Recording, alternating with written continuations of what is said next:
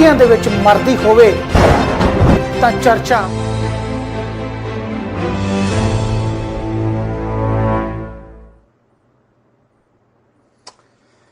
नमस्कार सत श्री अकाल आदाब दोस्तों, मैं मनीष बियाला तो तुसी वेख रहे हो चढ़दी कला टाइम टीवी ते प्रोग्राम प्राइम टाइम चर्चा।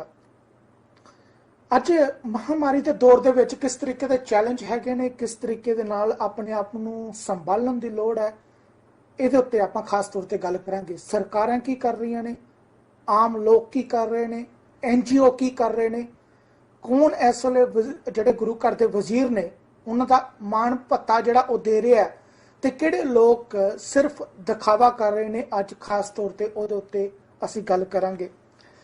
ਭਾਰਤ ਦੇ ਵਿੱਚ ਹੁਣ ਤੱਕ ਜਿਹੜੇ ਕੇਸ ਨੇ ਉਹਨਾਂ ਦੇ ਮੁਤਾਬਿਕ ਮਹਾਮਾਰੀ ਦੀ ਚਪੇਟ ਦੇ ਵਿੱਚ ਜਿਹੜੇ ਲੋਕ ਆਏ ਨੇ ਉਹਨਾਂ ਦੀ ਗਿਣਤੀ 12,20,433 ਹੋ ਚੁੱਕੀ ਹੋਈ ਹੈ।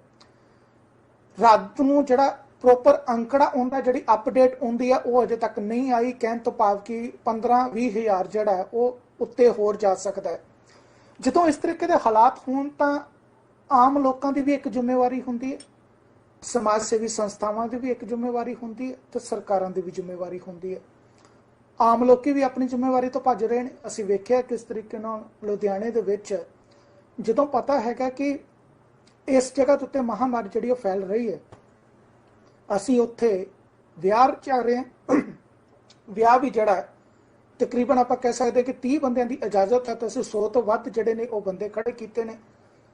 ਔਰ ਬਰਾਤੀ ਜਿਹੜੇ ਨੇ ਉਹ ਜਦੋਂ ਪੁਲਿਸ ਉਹਨਾਂ ਨੂੰ ਕਹਿਣ ਹੁੰਦੀ ਹੈ ਕਿ ਤੁਸੀਂ ਗਲਤ ਕਰ ਰਹੇ ਹੋ ਤਾਂ ਕਿਸ ਤਰੀਕੇ ਨਾਲ ਸ਼ਾਂਤੀ ਦੇ ਨਾਲ ਆਈਸਕ੍ਰੀਮਾਂ ਖਾਧੀਆਂ ਜਾ ਰਹੀਆਂ ਨੇ, ਜਿਸ ਤਰ੍ਹਾਂ ਕੋਈ ਪਰਵਾਹ ਹੀ ਨਹੀਂ ਹੈਗੀ, ਜਿਸ ਤਰ੍ਹਾਂ ਕੋਈ ਆਪਾਂ ਕਹਿ ਸਕਦੇ ਕੋਈ ਚਿੰਤਾ ਹੀ ਨਹੀਂ ਹੈਗੀ।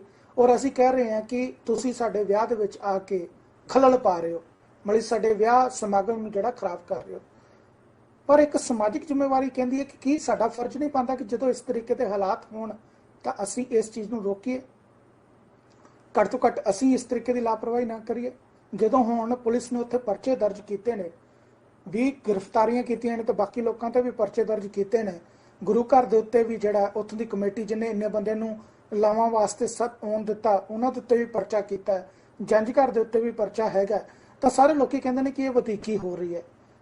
ਪਰ ਮਹਾਮਾਰੀ ਨੇ ਕਿਸੇ ਨੂੰ ਪੁੱਛ ਕੇ ਨਹੀਂ ਆਉਣਾ ਕਿ ਤੁਹਾਡੇ ਇੱਥੇ ਕਿਸ ਤਰੀਕੇ ਦੇ ਲੋਕ ਹੈਗੇ ਨੇ, ਤੁਹਾਡਾ ਭਾਈਚਾਰਾ ਕੀ ਹੈ, ਤੁਹਾਡਾ ਧਰਮ ਕੀ ਹੈ, ਤੁਹਾਡਾ ਸੱਭਿਆਚਾਰ ਕੀ ਹੈ।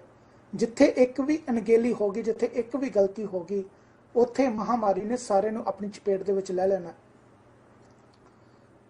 ਪਰ ਆਮ ਲੋਕੀ ਕਹਿੰਦੇ ਨੇ ਕਿ ਜਦੋਂ ਸਰਕਾਰਾਂ ਕੁਝ ਨਹੀਂ ਕਰ ਰਹੀਆਂ ਤਾਂ ਸਾਡੇ ਕਰਨਾ ਕੀ ਹੋਣਾ ਹੈ। ਮਤਲਬ ਕਿ ਅਸੀਂ ਆਪਣਾ ਨਜ਼ਲਾ ਜਿਹੜਾ ਹੈਗਾ, ਆਪਣਾ ਗੁੱਸਾ ਜਿਹੜਾ ਹੈਗਾ ਉਹ ਸਰਕਾਰਾਂ ਦੇ ਉੱਤੇ ਸੁੱਟਣ ਦੀ ਕੋਸ਼ਿਸ਼ ਕਰਦੇ ਹਾਂ। ਅਸੀਂ ਬਾਰ-ਬਾਰ ਜਿਹੜਾ ਸਰਕਾਰ ਨੂੰ ਕਟਹਿਰੇ ਦੇ ਵਿੱਚ ਖੜਾ ਕਰਨ ਦੀ ਕੋਸ਼ਿਸ਼ ਕਰਦੇ ਹਾਂ। ਬਿਲਕੁਲ ਠੀਕ ਹੈ, ਸਰਕਾਰਾਂ ਜਿਸ ਤਰੀਕੇ ਨਾਲ ਕੰਮ ਕਰਨਾ ਚਾਹੀਦਾ ਸੀ ਨਹੀਂ ਕੀਤਾ ਗਿਆ। ਅਸੀਂ ਵੱਖ-ਵੱਖ ਜਿਹੜੇ ਮੁਲਕ ਹੈਗੇ ਨੇ, ਵੱਖ-ਵੱਖ ਜਿਹੜੀਆਂ ਸਰਕਾਰਾਂ ਹੈਗੀਆਂ ਨੇ, ਵੱਖ-ਵੱਖ ਕੰਟਰੀ ਦੇ ਮੁਤਾਬਿਕ ਅਗਰ ਉੱਥੋਂ ਦੀ ਭੂਮਿਕਾ ਵੇਖੀਏ ਸਰਕਾਰ ਦੀ, ਤਾਂ ਭੂਮਿਕਾ ਜਿਹੜੀ ਹੈ ਉਹ ਠੀਕ ਨਹੀਂ ਹੈਗੀ। ਕਈ ਜਗ੍ਹਾ ਦੇ ਉੱਤੇ ਕੁਤਾਹੀਆਂ ਹੋਈਆਂ ਨੇ, ਕਈ ਜਗ੍ਹਾ ਦੇ ਉੱਤੇ ਗਲਤੀਆਂ ਹੋਈਆਂ ਨੇ, ਕਈ ਜਗ੍ਹਾ ਤੇ ਸਿਰਫ ਆਪਣੇ ਆਪ ਨੂੰ ਉੱਚਾ ਦੱਸਣ ਵਾਸਤੇ ਜਾਂ ਦੂਸਰੀ ਵਿਰੋਧੀ ਧਿਰ ਦੀ ਜਿਹੜੀ ਸਰਕਾਰ ਹੈਗੀ ਆ ਉਹਨੂੰ ਨੀਵਾਂ ਦੱਸਣ ਵਾਸਤੇ ਕਈ ਜਗ੍ਹਾ ਦੇ ਉੱਤੇ ਇਹੋ ਜਿਹੀਆਂ ਗਲਤੀਆਂ ਕੀਤੀਆਂ ਨੇ, ਗੁਸਤਾਖੀਆਂ ਕੀਤੀਆਂ ਨੇ, ਜਿਹਦਾ ਹਰਜਾਨਾ ਅੱਜ ਉੱਥੋਂ ਦੇ ਆਮ ਲੋਕਾਂ ਨੂੰ ਭੁਗਤਣਾ ਪੈਣਾ ਹੈ। ਜਦੋਂ ਲੋਕਡਾਊਨ ਦੀ ਜ਼ਰੂਰਤ ਨਹੀਂ ਸੀ ਉਦੋਂ ਲੋਕਡਾਊਨ ਲਾਇਆ ਗਿਆ, ਜਦੋਂ ਅੱਜ ਲੋਕਡਾਊਨ ਦੀ ਜ਼ਰੂਰਤ ਹੈ ਤਾਂ ਹੁਣ ਡਰ ਲੱਗਦਾ ਕਿ ਭੁੱਖਮਰੀ ਫੈਲ ਗਈ। ਲੋਕ ਜਿਹੜੇ ਨੇ ਹੱਥਾਂ ਦੇ ਵਿੱਚ ਕਾਨੂੰਨ ਨੂੰ ਲੈ ਲੈਣਗੇ, ਕਿਸੇ ਵੀ ਤਰੀਕੇ ਬਾਹਰ ਆ ਜਾਣਗੇ ਤੇ ਤੋਂ ਬਚਣ ਕਰਕੇ ਜਿਹੜਾ ਹੁਣ ਸਰਕਾਰਾਂ ਦੀ ਹਿੰਮਤ ਨਹੀਂ ਪੈ ਰਹੀ ਕਿ ਆਪਾਂ ਲੋਕਡਾਊਨ ਜਿਹੜਾ ਅਨਾਉਂਸ ਕਰੀਏ। ਇਹ ਹਾਲਾਤ ਨੇ।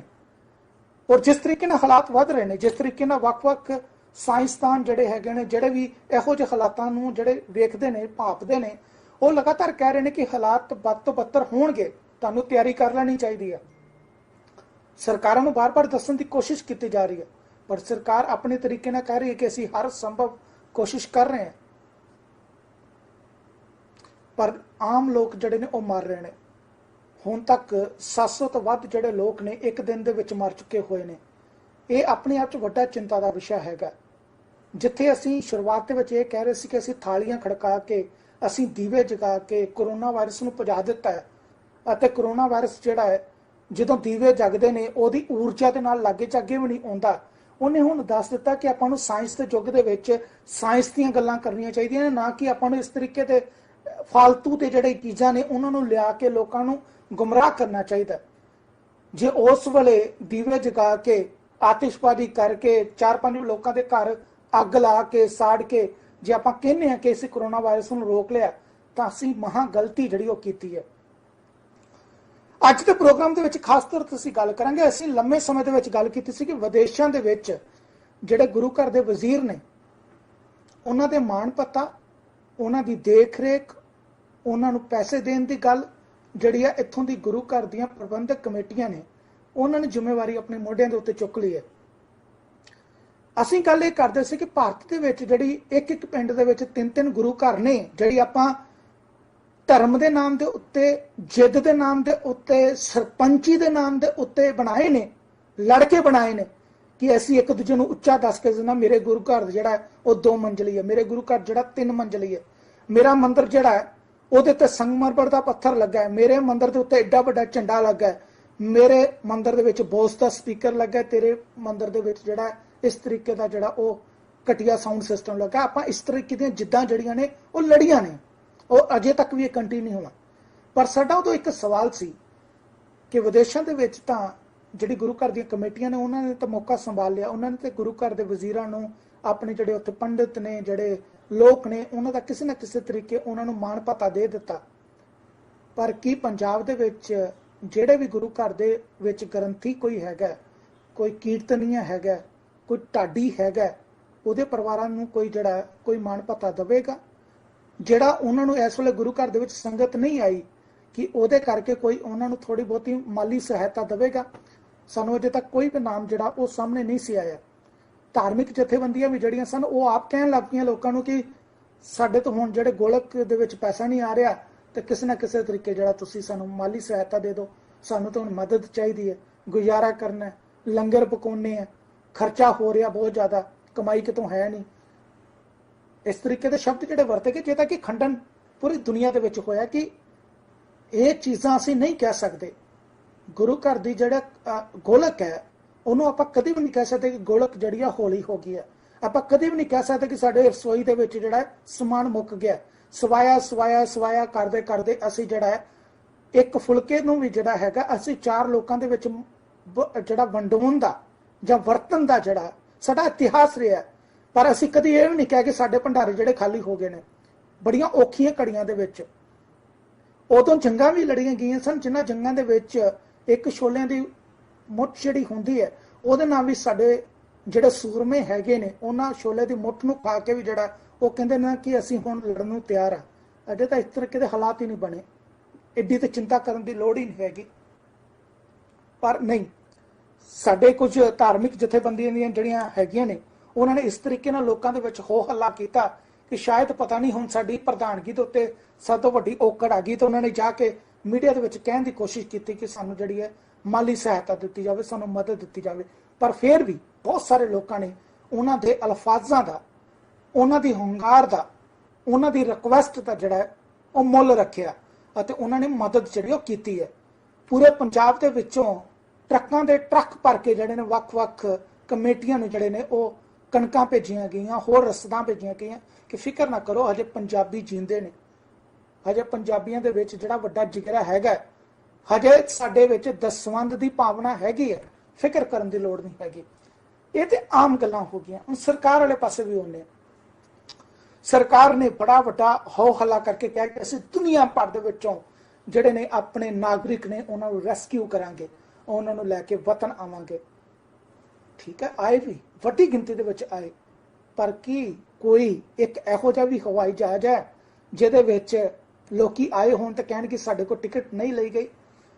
ਜਿਹੜੀ ਟਿਕਟ $500 ਚ ਮਿਲ ਜਾਂਦੀ ਸੀ ਇੱਕ ਪਾਸੇ ਦੀ, ਉਹ ਟਿਕਟ ਜਿਹੜੀ ਹੈ 1500 ਤੋਂ ਲੈ ਕੇ $2000 ਤੱਕ ਲੈਣ ਵਾਸਤੇ ਮਜਬੂਰ ਕੀਤਾ ਗਿਆ ਵੀ ਭਾਈ ਜੇ ਆਪਣੇ ਘਰ ਵਾਪਸ ਜਾਣਾ ਤਾਂ ਇੰਨੀ ਟਿਕਟ ਜਿਹੜੀ ਹੈ ਤੁਹਾਨੂੰ ਖਰਚਣੀ ਪੈਣੀ ਹੈ। ਜੇ ਤੁਸੀਂ ਆਪਣੇ ਵਤਨ ਵਾਪਸ ਆਉਣਾ ਤਾਂ ਤੁਹਾਨੂੰ 14 ਦਿਨ ਲਈ ਇੱਕ ਹੋਟਲ ਦੇ ਵਿੱਚ ਰਹਿਣਾ ਪੈਣਾ ਹੈ, ਜਿਹਦਾ ਭਾਵੇਂ ਕੋਈ $2000 ਕਿਰਾਇਆ ਜਿਹੜਾ ਉਹ ਦਿਹਾੜੀ ਦਾ ਨਾ ਦੇਵੇ, ਪਰ ਉਹ ਤੁਹਾਨੂੰ $5000 ਦੇਣਾ ਪੈਣਾ ਕਿਉਂਕਿ ਸਰਕਾਰੀ ਪ੍ਰਬੰਧ ਹੈਗੇ ਨੇ। ਪਰ ਆਪਾਂ ਫਿਰ ਦੁਨੀਆ ਨੂੰ ਕਿਹਾ ਕਿ ਅਸੀਂ ਦੁਨੀਆ ਦਾ ਸਭ ਤੋਂ ਵੱਡਾ ਜਿਹੜਾ ਉਹ ਰੈਸਕਿਊ ਆਪਰੇਸ਼ਨ ਕੀਤਾ। ਪਰ ਇਹਦੇ मुकाबले के उत्ते कुछ इहो ਜਿਹੇ NGOs ने ਜਿਹੜੇ NGOs ने बिल्कुल सरकारां दे उल्ट जाके सरकारां वांगू कोई दावा नहीं किया, सरकारां वांगू कोई पैसा नहीं वसूलिया, पर अपनी जेबों जिहड़ा पैसा लाया, लोकां नूं जिहड़ा दसवंध दिता सी वो पैसा जिहड़ा लाया ते लोकां नूं अपने घर वापस लेंदा। सरबत दा भला चैरिटेबल ट्रस्ट की अज खास तौर पर असीं गलबात करांगे। साडे नाल डॉक्टर SP सिंह ओबराय साहब जिहड़े ने वो साडे नाल आके अज जुड़नगे, असीं उन्हां नाल गलबात करांगे। मैं जरूर पर तुहानूं इत्थे थोड़ी जी दस देना चाहुंदा, गुरु घर दे वजीरां दी मैं गल कीती है, किसी भी कमेटी ने जिम्मेवारी नहीं लई भी असीं कुछ दन्ने हैं, क्योंकि उन्होंने आप सी कि साडे को पैसे खत्म हो गए, सानू दे दिओ जो कुछ भी तुहाडे को हैगा। पर सरबत दा भला चैरिटेबल ट्रस्ट ने 6200 परिवार जिहड़े हैगे ने, जिन्हां नूं असीं गुरु घर दे वजीर कहने आ, जिन्हां च ढाडी ने, जिन्हां च रागी ने, जिन्हां च ग्रंथी ने, उन्हां दे परिवारां नूं जिहड़ा इस महामारी दे दौर दे विच माली सहायता पहुंचाई है। हर महीने सहायता जिहड़ी दित्ती जांदी है। कमेटियां जिहड़ियां भुल गईयां, वो कहंदे ने कि सानू दे दिओ जो कुछ भी हैगा, साडी इनोवा गड्डी जिहड़ी नवीं नवीं लई है ਉਹਦੇ ਚ तेल पै जाए। प्रधान साहब नूं जिहड़ियां गड्डियां अलाट होईयां ने उन्हां दे विच उन्हां दा मुंडा घुम रिहा है, तस्वीरां लग रही ने, सारे जने चुप ने, पर गुरु घर दे वजीरां नूं जिहड़ा कुछ नहीं दिता जा रहा। 5500 परिवार पंजाब दे विच जिहड़ा गरीब है, जिन्हां दी नौकरियां चल गईयां, जिन्हां नूं खाण ते लाले पै गए सन, सरकार इत्थे होण कहंदी है कि अकाली BJP दे समय पेंशनां जिहड़ियां गलत दित्तियां गईयां, पेंशनां कट दिओ सारे ਦੀਆਂ, पर इत्थे इन्हां ने ਇਹ नहीं वेखिया कि पेंशनां देणीਆਂ ਚਾਹੀਦੀਆਂ ਨੇ कि नहीं देणीਆਂ ਚਾਹੀਦੀਆਂ। इन्हां नूं पता सी कि परिवार इस वेले भुखे ना मर जाण। इस संस्था ने 5500 परिवारां 55000 परिवारां नूं माफ करना 55000 परिवारां नूं जिहड़ा है 20 किलो राशन जिहड़ा महीने का देना शुरू किया। वो अज नहीं किया, पिछले 4 महीनों तो दिता जा रहा, जदों दी ये महामारी आई है, कि भुखे ना रहो, पंजाबी अजे जींदे ने, संस्थावां अजे जींदियां ने, असीं देवांगे। जिथे एक पासे लोकी कहंदे ने कि ट्रक भर के कणक दे दिओ, ट्रक भर के चौल दे दिओ, ट्रक भर के आ कर दिओ, उत्थे किसी ने नहीं मंगिया, इत्थे इन्हां ने कह के असीं देवांगे। ये अपने आप च जिहड़ा ये सच्चाइयां ने। ਜਦੋਂ ਸਰਕਾਰਾਂ ਕਹਿੰਦੀਆਂ ਨੇ ਕਿ $2000 ਜਿਹੜਾ ਉਹ ਟਿਕਟ ਲੈ ਲਓ ਤੇ ਵਤਨ ਵਾਪਸ ਆ ਜਿਓ, ਉਸ ਵੇਲੇ ਇਸ ਸੰਸਥਾ ਨੇ ਜਿਹੜਾ ਹੈ 4 ਜਿਹੜੇ ਨੇ ਚਾਰਟਰਡ ਪਲੇਨ ਜਿਹੜੇ ਹਾਇਰ ਕੀਤੇ, 3 ਜਿਹੜੇ ਨੇ ਆਪਣੇ ਵਤਨ ਦੇ ਨਾਗਰਿਕਾਂ ਨੂੰ ਵਾਪਸ ਲੈ ਕੇ ਆਪਣੇ ਵਤਨ ਆ ਚੁੱਕੇ ਹੋਏ ਨੇ, ਇੱਕ ਜਿਹੜਾ ਹੈ ਉਹ 31 ਜਿਹੜਾ ਹੈ ਉਹ ਜੁਲਾਈ ਨੂੰ ਆਉਣਾ ਹੈ। ਇਹ ਆਪਣੇ ਆਪ 'ਚ ਤਿਆਰੀਆਂ ਨੇ। ਇਹਨਾਂ ਨੇ ਇਹ ਨਹੀਂ ਕਿਹਾ कि ਜਾਂ तो मेरे नाम का कोई झंडा लैके आयो, ਜਾਂ मेरे नाम का कोई बैच ला के आयो, ਜਾਂ ਤੁਸੀਂ आके कहो कि इन्हों ने जो साढ़े वास्ते इस तरीके ने करता। कोई इस तरीके का वादा नहीं, कोई प्रोमिस नहीं लिया, और ना ही यह कह के मैनू आके तुसी वोटां पाउणियां ने, पर यह कह के मानवता की सेवा करनी है। क्योंकि सानू बजुर्गों ने कहा सी कि बंदे का सहारा बंदा हुंदा है, सरकारां नहीं हुंदियां, क्योंकि सरकारां वादे करदियां ने पर पूरियां नहीं करदियां। साडे नाल अबराज साहब जुड़ चुके हुए हैं। अबराज साहब बहुत बहुत धन्यवाद जी, थैंक यू सो मच। सत श्री अकाल जी। सत श्री अकाल अबराज साहब। अबराज साहब मैं जरूर एक पूछना चाहांगा कि ਜਿਹੜੇ ਹੁਣ ਹਾਲਾਤ ਨੇ, ਪਹਿਲਾਂ ਤੇ ਆਪਾਂ ਹਾਲਾਤਾਂ ਦੇ ਉੱਤੇ ਥੋੜੀ ਜੀ ਝਾਤ ਮਾਰੀਏ। ਮੈਂ ਜ਼ਰੂਰ ਲੱਗਦਾ ਕਿ ਉਹਨਾਂ ਦਾ ਨਾਲ ਸੰਪਰਕ ਜਿਹੜਾ ਸਾਡਾ ਕੱਟ ਚੁੱਕਾ ਹੋਇਆ, ਜਿਹੜੀ ਜਗ੍ਹਾ ਦੇ ਉੱਤੇ ਉਸ ਵੇਲੇ ਹੈਗੇ ਨੇ ਉੱਥੇ ਬਹੁਤ ਘੱਟ ਜਿਹੜਾ ਉੱਥੇ ਨੈਟਵਰਕ ਆ ਰਿਹਾ। मैं अपनी टीम में जरूर कहांगे कि उन्होंने रिकनैक्ट करने की कोशिश करन, पर जिस तरीके के हालात हैगे ने, कुछ संस्थावां हैगी ने पंजाब दे विच जिहड़ियां काम कर रही ने, जिहड़ियां लगातार मीडिया दे विच जाके प्रचार नहीं करदियां, पर फिर भी वो लगातार जिहड़ियां वो मदद कर रही ने, लगातार मदद कर रही ने कि असीं लोकाई दी सेवा करनी, असीं आम लोकां दा भला करना, असीं उन्हां नूं सपोर्ट देनी है। NRI भाईचारा जिहड़ा हैगा वो भी लगातार जिहड़ी वो मदद कर रहा, क्योंकि इत्थे भावें पहला कारोबार बंद सन, पर हौली हौली जदों शुरू होए ने, पर अपने जिहड़े ने वो दसवंध कड्ढण वाली जिहड़ी रीत है, जिहड़ी प्रथा है, उहनूं रोकिया नहीं हैगा। उहदे करके ही ये संस्थावां जिहड़ियां ने पंजाब दे विच लगातार काम कर रही ने। पर मैं तुहानूं इत्थे जरूर एक चीज़ दसना चाहुंदा, जिहड़ी साडी कुछ दिनां दे विच साडे सामने आ रही है। असीं किसी दा नाम नहीं लवांगे, पर बहुत सारे लोग जिहड़े हैगे ने इस वेले कंटीन्यूअसली जड़ियां ने कॉलां कर रहे हैं कुछ संस्थावां का नाम लैके पंजाब दे विचों कि असीं उस संस्था दे नाल जुड़े सां, साडी इस वेले नौकरी चली गई, साडा इस वेले खर्चा पै गया, साडे उत्ते इस तरीके की प्रॉब्लम आ गई है, ਮੇਰੇ ਪਰਸਨਲ ਅਕਾਊਂਟ ਦੇ ਵਿੱਚ ਜਿਹੜੇ ਉਹ ਪੈਸੇ ਭੇਜ ਦਿਓ। ਬਹੁਤ ਸਾਰੇ ਲੋਕੀ ਇਸ ਤਰੀਕੇ ਦਾ ਵੀ ਕਾਰੋਬਾਰ ਕਰ ਰਹੇ ਨੇ, ਕਿਉਂਕਿ ਇਸ ਵੇਲੇ ਉਹਨਾਂ ਲੋਕਾਂ ਦੀ ਵੀ ਘਾਟ ਨਹੀਂ ਹੈਗੀ ਜਿਹੜੀ ਮਾਨਵਤਾ ਦੀ ਸੇਵਾ ਕਰ ਰਹੇ ਨੇ, ਤੇ ਉਹਨਾਂ ਲੋਕਾਂ ਦੀ ਵੀ ਘਾਟ ਨਹੀਂ ਹੈਗੀ ਜਿਹੜੇ ਲਗਾਤਾਰ ਲੋਕਾਂ ਨੂੰ ਲੁੱਟਣ ਦੇ ਉੱਤੇ ਲੱਗੇ ਹੋਏ ਨੇ। ਸੋ ਆਪਾਂ ਉਹਦੀ ਵੀ ਜਿਹੜੀ ਗੱਲ ਵਿੱਚ ਕਰਾਂਗੇ। ਅਬਰਾਜ ਸਾਹਿਬ ਸਾਡੇ ਨਾਲ ਜੁੜ ਚੁੱਕੇ ਹੋਏ ਨੇ। ਜੀ ਅਬਰਾਜ ਸਾਹਿਬ, ਜਿਹੜੇ ਇਸ ਵੇਲੇ ਪੰਜਾਬ ਦੇ ਹਾਲਾਤ ਨੇ, ਜ਼ਰੂਰ ਉਹਦੇ ਤੇ ਥੋੜਾ ਜਿਹਾ ਚਾਨਣਾ ਪਾ ਕੇ ਦੱਸੋ ਕਿ ਕਿਸ ਤਰੀਕੇ ਦੇ ਹਾਲਾਤ ਨੇ ਉੱਥੇ, ਅਤੇ ਲੋਕ ਕਿਸ ਤਰੀਕੇ ਦੀ ਮਦਦ ਇਸ ਵੇਲੇ ਜਿਹੜੀ ਹੈ ਉਹਦੀ ਗੁਹਾਰ ਲਾ ਰਹੇ ਨੇ।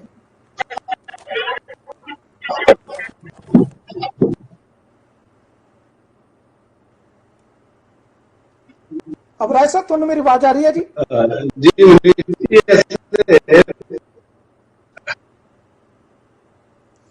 ਅਬਰਾਜ ਸਾਹਿਬ ਨਾਲ ਲੱਗਦਾ ਕਿ ਸਾਡਾ ਸੰਪਰਕ ਨਹੀਂ ਹੋ ਰਿਹਾ। ਮੈਂ ਜ਼ਰੂਰ ਆਪਣੀ ਟੈਕਨੀਕਲ ਟੀਮ ਨੂੰ ਕਹਾਂਗਾ ਕਿ ਵੀਡੀਓ ਦੇ ਉੱਤੇ ਉਹਨਾਂ ਨੂੰ ਲੈਣ ਦੀ ਨਾ ਕੋਸ਼ਿਸ਼ ਕਰੋ। ਤੁਸੀਂ ਔਰ WhatsApp ਨੰਬਰ ਜਿਹੜਾ ਹੈਗਾ ਉਹਦੇ ਉੱਤੇ ਡਾਇਰੈਕਟਲੀ ਪਲੀਜ਼ ਕਿਰਪਾ ਕਰਕੇ ਜਿਹੜਾ ਉਹ ਡਾਇਲ ਕਰਵਾ ਦਿਓ। ਅਸੀਂ ਉਹਨਾਂ ਨਾਲ ਗੱਲਬਾਤ ਜਿਹੜੀ ਉਹ ਜਾਰੀ ਰੱਖਾਂਗੇ। ਮੇਰੀ ਆਵਾਜ਼ ਆ ਰਹੀ ਹੈ? ਖਾਸ ਤੌਰ ਤੇ ਕੈਲੀਫੋਨ ਜੀ ਜੀ ਜੀ ਅਬਰਾਜ ਸਾਹਿਬ, ਥੈਂਕ ਯੂ ਸੋ ਮਚ ਜੀ।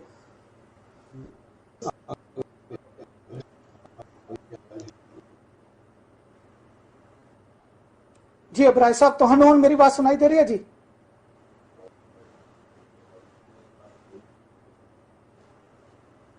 मैं जरूर अपनी टैक्नीकल टीम ਨੂੰ ਬੇਨਤੀ ਕਰਦਾ ਕਿ ਪਲੀਜ਼ ਉਹਨਾਂ ਨੂੰ ਜਿਹੜਾ ਫੋਨ ਲਾਈਨ ਦੇ ਉੱਤੇ ਲੈਣ ਦੀ ਕੋਸ਼ਿਸ਼ ਕਰੋ ਤਾਂ ਜੋ ਅਸੀਂ ਆਪਣੀ ਗੱਲਬਾਤ ਦਾ ਸਿਲਸਿਲਾ ਜਿਹੜਾ ਉਹਨੂੰ ਕੰਟੀਨਿਊ ਕਰ ਸਕੀਏ। ਮੈਂ ਜ਼ਰੂਰ ਇੱਥੇ ਇੱਕ ਚੀਜ਼ ਜਿਹੜੀ ਹੋਰ ਇੱਥੇ ਚਾਨਣਾ ਪਾਉਣਾ ਚਾਹੁੰਦਾ ਕਿ ਜਿਸ ਤਰੀਕੇ ਦੇ ਨਾਲ ਇਹ ਹਾਲਾਤ ਬਣੇ ਹੋਏ ਨੇ, ਔਖੇ ਸੌਖੇ ਇਹ ਸਮਾਂ ਨਿਕਲ ਜਾਵੇਗਾ। ਕਿੰਨਾ ਕੁ ਨੁਕਸਾਨ ਹੋਵੇਗਾ ਇਹਦਾ ਆਕਲਨ ਜਿਹੜਾ ਅਸੀਂ ਅਖੀਰ ਦੇ ਵਿੱਚ ਜਾ ਕੇ ਕਰਾਂਗੇ ਜਾਂ ਚੁਣਾਵਾਂ ਦੇ ਦਿਨਾਂ ਦੇ ਵਿੱਚ ਕਰਾਂਗੇ, ਕਿਉਂਕਿ ਚੋਣ ਦੇ ਦਿਨਾਂ ਦੇ ਵਿੱਚ ਜਿਹੜੇ ਵਿਰੋਧੀ ਧਿਰ ਹੁੰਦੀ ਆ ਉਹ ਪੋਲ ਖੋਲਦੀ ਹੈ ਤੇ ਸਰਕਾਰ ਉਹਦਾ ਜਿਹੜੀ ਮੌਜੂਦਾ ਸਰਕਾਰ ਹੁੰਦੀ ਹੈ, ਜਿਹੜੀ ਚੋਣ ਮੈਦਾਨ ਦੇ ਵਿੱਚ ਵਾਪਸ ਆਉਂਦੀ ਹੈ, ਉਸ ਵੇਲੇ ਉਹਦਾ ਜਵਾਬ ਦੇਣ ਦੀ ਕੋਸ਼ਿਸ਼ ਕਰਦੀ ਹੈ। ਕਿਉਂਕਿ ਇੱਕੋ ਹੀ ਸਮਾਂ ਹੁੰਦਾ ਹੈ ਜਦੋਂ ਅਸੀਂ ਸੱਚਾਈਆਂ ਜਿਹੜੀਆਂ ਨੇ ਉਹ ਬਾਹਰ ਲੈ ਕੇ ਆਉਣ ਦਾ ਸਮਾਂ ਹੁੰਦਾ ਹੈ ਤੇ ਅਸੀਂ ਸੁਣਦੇ ਹਾਂ ਕਿ ਕਿੰਨੇ ਕੀ ਕੀਤਾ, ਕਿੰਨੇ ਕਿਉਂ ਨਹੀਂ ਕੀਤਾ। ਇਹਦੇ ਇਸ ਤਰੀਕੇ ਦੀਆਂ ਸੱਚਾਈਆਂ ਜਿਹੜੀਆਂ ਨੇ ਸਾਡੇ ਕੋਲ ਆਉਂਦੀਆਂ ਨੇ। ਪਰ ਜਿਹੜਾ ਇਸ ਵੇਲੇ ਹਾਲਾਤ ਹੈਗਾ, ਇਸ ਵੇਲੇ ਹਾਲਾਤ ਇਹ ਨੇ ਕਿ ਅਸੀਂ ਘੱਟ ਤੋਂ ਘੱਟ ਕਵਰ ਅਪ ਕਰਨ ਦੀ ਕੋਸ਼ਿਸ਼ ਕਰੀਏ, ਉਹਨਾਂ ਲੋਕਾਂ ਨੂੰ ਬਚਾਉਣ ਦੀ ਕੋਸ਼ਿਸ਼ ਕਰੀਏ ਜਿਹੜੇ ਲੋਕਾਂ ਨੂੰ ਸਭ ਤੋਂ ਜ਼ਿਆਦਾ ਜਿਹੜੀ ਲੋੜ ਹੈ। ਪਰ ਜਦੋਂ ਇਸ ਵੇਲੇ ਲੜਾਈ ਜਿਹੜੀ ਹੈ ਸਰਕਾਰ ਨੇ ਇਹ ਪਾਲੀ ਹੈ ਕਿ ਜਿਨ੍ਹਾਂ ਨੂੰ ਨੀਲੇ ਜਾਂ ਪੀਲੇ ਕਾਰਡ ਜਿਹੜੇ ਪੰਜਾਬ ਦੇ ਵਿੱਚ ਦਿੱਤੇ ਜਾਂਦੇ ਨੇ ਉਹ ਗਲਤ ਤਰੀਕੇ ਨਾਲ ਦਿੱਤੇ ਗਏ ਨੇ। ਪੈਨਸ਼ਨਾਂ ਲੋਕੀ ਗਲਤ ਤਰੀਕੇ ਨਾਲ ਲੈ ਰਹੇ ਨੇ। ਬੁਢਾਪਾ ਪੈਨਸ਼ਨ ਜਿਹੜੀ ਹੈ 30 ਸਾਲ ਦੇ ਨੌਜਵਾਨ ਨੂੰ ਜਿਹੜੀ ਉਹ ਦਿੱਤੀ ਜਾ ਰਹੀ ਹੈ। ਜਦੋਂ ਇਸ ਤਰੀਕੇ ਦੀਆਂ ਧਾਂਦਲੀਆਂ ਦੀਆਂ ਗੱਲਾਂ ਹੋ ਰਹੀਆਂ ਨੇ, ਬਹੁਤ ਸਾਰੇ ਲੋਕਾਂ ਨੂੰ ਜਿਨ੍ਹਾਂ ਦੇ ਹੱਕ ਖਾਤੇ ਗਏ ਨੇ ਉਹ ਲੋਕ ਕਹਿ ਰਹੇ ਨੇ ਕਿ ਇਹ ਜਾਂਚਾਂ ਜਿਹੜੀਆਂ ਨੇ ਤੁਸੀਂ ਬਾਅਦ ਕਰਵਾ ਲਿਓ। ਕਿਰਪਾ ਕਰਕੇ ਜਿਹੜਾ ਇਸ ਵੇਲੇ ਮਹਾਮਾਰੀ ਨੇ ਸਾਨੂੰ ਘੇਰਿਆ, ਉਸ ਮਹਾਮਾਰੀ ਦਾ ਧਿਆਨ ਰੱਖਦੇ ਹੋਏ ਕਿਰਪਾ ਕਰਕੇ ਸਾਨੂੰ ਕੁਝ ਤੇ ਦੇ ਦਿਓ, ਅਸੀਂ ਆਪਣੇ ਮੂੰਹ ਦੇ ਵਿੱਚ ਇੱਕ ਨਵਾਲਾ ਤੇ ਪਾ ਲਈਏ। ਪਰ ਸਰਕਾਰ ਕਹਿੰਦੀ ਕਿ ਵੇਟ ਕਰੋ, ਇਹਦੇ ਉੱਤੇ ਅਸੀਂ ਗੱਲਬਾਤ ਕਰਾਂਗੇ, ਇਹਦੇ ਉੱਤੇ ਸਾਡੀ ਜਾਂਚ ਜਿਹੜੀ ਚੱਲ ਰਹੀ ਹੈ, ਅਸੀਂ ਕੋਸ਼ਿਸ਼ ਕਰਾਂਗੇ, ਅਸੀਂ ਜਲਦ ਤੁਹਾਨੂੰ ਕੁਝ ਦੇਵਾਂਗੇ। ਪਰ ਇਸ ਵੇਲੇ ਮੌਕੇ ਦੇ ਮੁਤਾਬਿਕ ਜਿਹੜੇ NGOs ਨੇ, ਵੱਖ-ਵੱਖ ਸੰਸਥਾਵਾਂ ਨੇ, ਉਹ ਜਾ ਕੇ ਜਿਹੜੀਆਂ ਨੇ ਲਗਾਤਾਰ ਕੰਮ ਕਰ ਰਹੀਆਂ ਨੇ, ਉਹ ਕੰਟੀਨਿਊ ਜਿਹੜਾ ਉਹ ਪ੍ਰੋਸੈਸ ਕਰ ਰਹੀਆਂ ਨੇ, ਉਹ ਲਗਾਤਾਰ ਲੋਕਾਈ ਦੀ ਜਿਹੜਾ ਉਹ ਸੇਵਾ ਕਰ ਰਹੀਆਂ ਨੇ। ਕਿਉਂਕਿ ਪਹਿਲਾਂ ਇੱਕ ਪਰਮਾਰ ਸੀ ਜਿੱਥੇ ਸਰਕਾਰ ਵੀ ਕਹਿੰਦੀ ਸੀ, ਟਰੱਕ ਦੀਆਂ ਫੋਟੋਆਂ ਹੁੰਦੀਆਂ ਸਨ ਜਿਹਦੇ ਵਿੱਚ ਲੱਗਿਆ ਜਾਂਦਾ ਸੀ ਕਿ ਇਹਦੇ 'ਚ 1000 ਤੋੜਾ ਹੈ, ਇਹਦੇ 'ਚ 5000 ਤੋੜਾ ਹੈ, ਅਸੀਂ ਇਹ ਤੋੜਾ ਜਿਹੜਾ ਇੰਨੇ ਲੋਕਾਂ ਨੂੰ ਜਿਹੜਾ ਉਹ ਰਾਸ਼ਨ ਦੇ ਦਿੱਤਾ। ਪਰ ਉਸ ਤੋਂ ਬਾਅਦ ਦੋਹਰ ਨਹੀਂ ਪਾਈ ਗਈ ਸਰਕਾਰ ਦੇ ਵੱਲੋਂ, ਕਿਸੇ ਵੀ ਸਰਕਾਰ ਵੱਲੋਂ ਦੋਹਰ ਨਹੀਂ ਪਾਈ ਗਈ ਕਿ ਇਸ ਪਿੰਡ ਦੇ ਵਿੱਚ ਸਾਡਾ ਦੂਸਰਾ ਟਰੱਕ ਆਇਆ। ਹੁਣ ਜਦੋਂ ਵੀ ਸਰਕਾਰ ਨੂੰ ਕੋਈ ਪੁੱਛਦਾ ਹੈ, ਕੋਈ ਮੀਡੀਆ ਵਾਲਾ ਸਵਾਲ ਕਰਦਾ ਹੈ ਕਿ ਹਾਂਜੀ ਕੀ ਬਣਿਆ, ਤੁਸੀਂ ਕਿੰਨੇ ਲੋਕਾਂ ਨੂੰ ਰਾਸ਼ਨ ਦਿੱਤਾ, ਸਰਕਾਰ ਕਹਿੰਦੀ ਹੈ ਕਿ ਲੱਖਾਂ ਲੋਕਾਂ ਨੂੰ ਅਸੀਂ ਰਾਸ਼ਨ ਦਿੱਤਾ। ਲੋਕੀ ਕਹਿੰਦੇ ਨੇ, ਮੀਡੀਆ ਪੁੱਛਦਾ ਕਿ ਕਿੰਨੇ ਲੱਖਾਂ ਨੂੰ, ਉਹ ਕਹਿੰਦੇ ਜੀ ਅਜੇ ਇਹਦਾ ਡਾਟਾ ਜਿਹੜਾ ਉਹ ਤਿਆਰ ਹੋ ਰਿਹਾ, ਜ਼ਿਲ੍ਹੇ ਦੇ ਵਿੱਚੋਂ ਡਾਟਾ ਨਹੀਂ ਆਇਆ। ਅੱਜ ਤੱਕ ਕਿਸੇ ਵੀ ਮੰਤਰੀ ਦੇ ਨਾਂ ਵੱਲੋਂ ਜਾਂ ਕਿਸੇ ਵੀ ਸਰਕਾਰ ਦੇ ਅਹੁਦੇਦਾਰ ਵੱਲੋਂ ਇਸ ਤਰੀਕੇ ਦਾ ਕੋਈ ਅੰਕੜਾ ਨਹੀਂ ਦਿੱਤਾ ਗਿਆ ਕਿ ਅਸੀਂ 5,10,342 ਬੰਦਿਆਂ ਨੂੰ ਜਾਂ ਜੋ ਵੀ ਵਾਟਐਵਰ ਫਿਗਰ ਹੈਗੀ ਹੈ ਕਿ ਅਸੀਂ ਇੰਨੇ ਬੰਦਿਆਂ ਨੂੰ ਜਿਹੜਾ ਉਹ ਰਾਸ਼ਨ ਦਿੱਤਾ। ਪਰ ਜਦੋਂ ਵੀ ਪੁੱਛਿਆ ਜਾਂਦਾ ਉਹ ਕਹਿੰਦੇ ਨੇ ਕਿ ਅਸੀਂ ਲੱਖਾਂ ਲੋਕਾਂ ਨੂੰ ਰਾਸ਼ਨ ਦਿੱਤਾ। ਉਹ 1 ਲੱਖ ਵੀ ਹੋ ਸਕਦਾ, ਉਹ 99 ਲੱਖ ਵੀ ਹੋ ਸਕਦਾ। ਇਸ ਤਰੀਕੇ ਦੇ ਹਾਲਾਤ ਨੇ। ਹੁਣ ਇਹ ਆਪਣੇ ਆਪ 'ਚ ਪੁੱਛਣਾ ਇਹ ਜਿਹੜਾ ਉਹ ਜ਼ਰੂਰੀ ਹੈ ਕਿ ਇਹ ਕਿਸ ਤਰੀਕੇ ਦੀ ਆਪਣੇ ਕੋਲ ਫਿਗਰ ਹੈਗੀ ਹੈ ਤੇ ਕਿਸ ਤਰੀਕੇ ਨਾਲ ਆਪਾਂ ਚੱਲਣ ਦੀ ਕੋਸ਼ਿਸ਼ ਕਰ ਰਹੇ ਹਾਂ। ਸਰਦਾਰ SP ਅਬਰਾਜ ਜਿਹੜੇ ਨੇ ਉਹ ਫੋਨ ਲਾਈਨ ਦੇ ਰਾਹੀਂ ਜਿਹੜੇ ਉਹ ਜੁੜ ਚੁੱਕੇ ਹੋਏ ਨੇ। ਅਬਰਾਜ ਸਾਹਿਬ, ਤੁਹਾਡਾ ਬਹੁਤ ਬਹੁਤ ਸਵਾਗਤ ਹੈ ਜੀ। ਥੈਂਕ ਯੂ ਮਨੀਸ਼ ਜੀ। ਅੱਜ ਬੜੀ ਪ੍ਰੋਬਲਮ ਆ ਰਹੀ ਹੈ, ਨੈਟ ਇੱਥੇ ਬਿਲਕੁਲ ਨਹੀਂ ਚੱਲ ਰਿਹਾ ਤੇ ਸਾਰੇ ਡਿਸਟਰਬ ਹੋ ਗਿਆ। ਜੀ ਕੋਈ ਗੱਲ ਨਹੀਂ ਰਾਏ ਸਾਹਿਬ ਤੁਹਾਨੂੰ ਅਸੀਂ ਹੁਣ ਵਧੀਆ ਆਵਾਜ਼ ਜਿਹੜੀ ਤੁਹਾਡੀ ਅਸੀਂ ਇਸੇ ਨੰਬਰ ਦੇ ਨਾਲ ਸੁਣ ਸਕਦੇ ਹਾਂ। ਮੈਂ ਜ਼ਰੂਰ ਇੱਥੇ ਤੁਹਾਡੇ ਕੋਲ ਪੁੱਛਣਾ ਚਾਹੁੰਦਾ ਕਿ ਜਿਹੜੇ ਪੰਜਾਬ ਦੇ ਹਾਲਾਤ ਨੇ ਉਹ ਪਹਿਲਾਂ ਜ਼ਰੂਰ ਦੱਸੋ ਕਿ ਹੁਣ ਇਸ ਵੇਲੇ ਹਾਲਾਤ ਜਿਹੜੇ ਨੇ ਉਹ ਕਿਸ ਤਰੀਕੇ ਦੇ ਨਾਲ, ਕਿਉਂਕਿ ਨੰਬਰ ਜਿਹੜੇ ਨੇ ਲਗਾਤਾਰ ਵੱਧ ਰਹੇ ਨੇ, ਜਿਹੜੇ ਸਪੋਰਟ ਹੈ ਉਹ ਲਗਾਤਾਰ ਘਟ ਰਹੀ ਹੈ, ਤੇ ਇਹਨਾਂ ਹਾਲਾਤਾਂ ਦੇ ਵਿੱਚ ਲੋਕ ਕਿਸ ਤਰੀਕੇ ਨਾਲ ਪੰਜਾਬ ਦੇ ਜਿਹੜੇ ਨੇ ਉਹ ਵਿਚਰ ਰਹੇ ਨੇ। ਦੇਖੋ ਮਨੀਸ਼ ਜੀ, ਗੱਲ ਇਸ ਤਰ੍ਹਾਂ ਹੈ ਕਿ ਚਾਹੇ ਸਾਡੀਆਂ ਡੈਥ ਰੇਟ ਵੀ ਵੱਧ ਰਿਹਾ, ਗਿਣਤੀ ਵੀ ਵੱਧ ਰਹੀ ਹੈ, ਲੇਕਿਨ ਲੋਕਾਂ 'ਚ ਜੋ ਡਰ ਸਹਿਮ ਜੋ ਪਹਿਲਾਂ 1 ਮਹੀਨਾ 1.5 ਮਹੀਨਾ ਸੀ ਉਹ ਸਾਰਾ ਖਤਮ ਹੋ ਚੁੱਕਾ। ਹੁਣ ਤੁਸੀਂ ਦੇਖੋ ਦਰਬਾਰ ਸਾਹਿਬ ਵੀ ਲੋਕ ਜਾ ਰਹੇ ਨੇ, ਕਿਸੇ ਨੇ ਮਾਸਕ ਨਹੀਂ ਪਾਇਆ ਹੋਇਆ, ਉਹ ਰਸ਼ ਵੀ ਪੂਰਾ ਹੈ। ਵੈਸੇ ਵੀ ਤੁਸੀਂ ਬਾਜ਼ਾਰਾਂ 'ਚ ਦੇਖੋ ਲੋਕੀ ਬਿਲਕੁਲ ਨਿਡਰ ਹੋ ਕੇ ਘੁੰਮ ਰਹੇ ਨੇ, ਮਤਲਬ ਕਰੋਨਾ ਦਾ ਡਰ ਬਿਲਕੁਲ ਖਤਮ ਹੋ ਚੁੱਕਾ ਹੈ। ਜੇ ਅਸੀਂ ਗੱਲ ਕਰੀਏ ਕਿ ਕੇਸਿਸ ਵੱਧ ਰਹੇ ਨੇ, ਦੇਖੋ ਪੋਜ਼ਿਟਿਵ ਕੇਸਿਸ ਬਹੁਤ ਆ ਰਹੇ ਨੇ, ਲੇਕਿਨ ਮੈਨੂੰ ਨਹੀਂ ਲੱਗਦਾ ਕਿ ਕੋਈ ਡੈਥਾਂ ਇੰਨੀ ਜ਼ਿਆਦਾ ਕਰੋਨਾ ਕਰਕੇ ਹੋ ਰਹੀਆਂ ਨੇ। ਤੁਸੀਂ ਕਿਸੇ ਵੀ ਆਪਣੇ ਰਿਸ਼ਤੇਦਾਰ ਨੂੰ, ਕਿਸੇ ਜਾਣ ਪਛਾਣ ਨੂੰ, ਕਿਸੇ ਨੂੰ ਪੁੱਛੋ ਵੀ ਯਾਰ ਤੂੰ ਜਾਣਦਾ ਵੀ ਤੇਰੇ ਕਿਸੇ ਜਾਣਕਾਰੀ ਵਿੱਚ ਕਿਸੇ ਦੀ ਡੈਥ ਹੋਈ ਹੈ, ਉਹ ਕਹਿੰਦਾ ਨਹੀਂ ਕਿਸੇ ਦੀ ਡੈਥ ਨਹੀਂ ਹੋਈ ਜੀ ਸਾਡੇ। ਸੋ ਡੈਥਾਂ ਪਹਿਲਾਂ ਵੀ ਹੁੰਦੀਆਂ ਸੀ, ਡੈਥਾਂ ਹੁਣ ਵੀ ਹੋ ਰਹੀਆਂ ਨੇ, ਉਹਨਾਂ ਨੂੰ ਕਰੋਨਾ ਦਾ ਰੂਪ ਦਿੱਤਾ ਜਾ ਰਿਹਾ।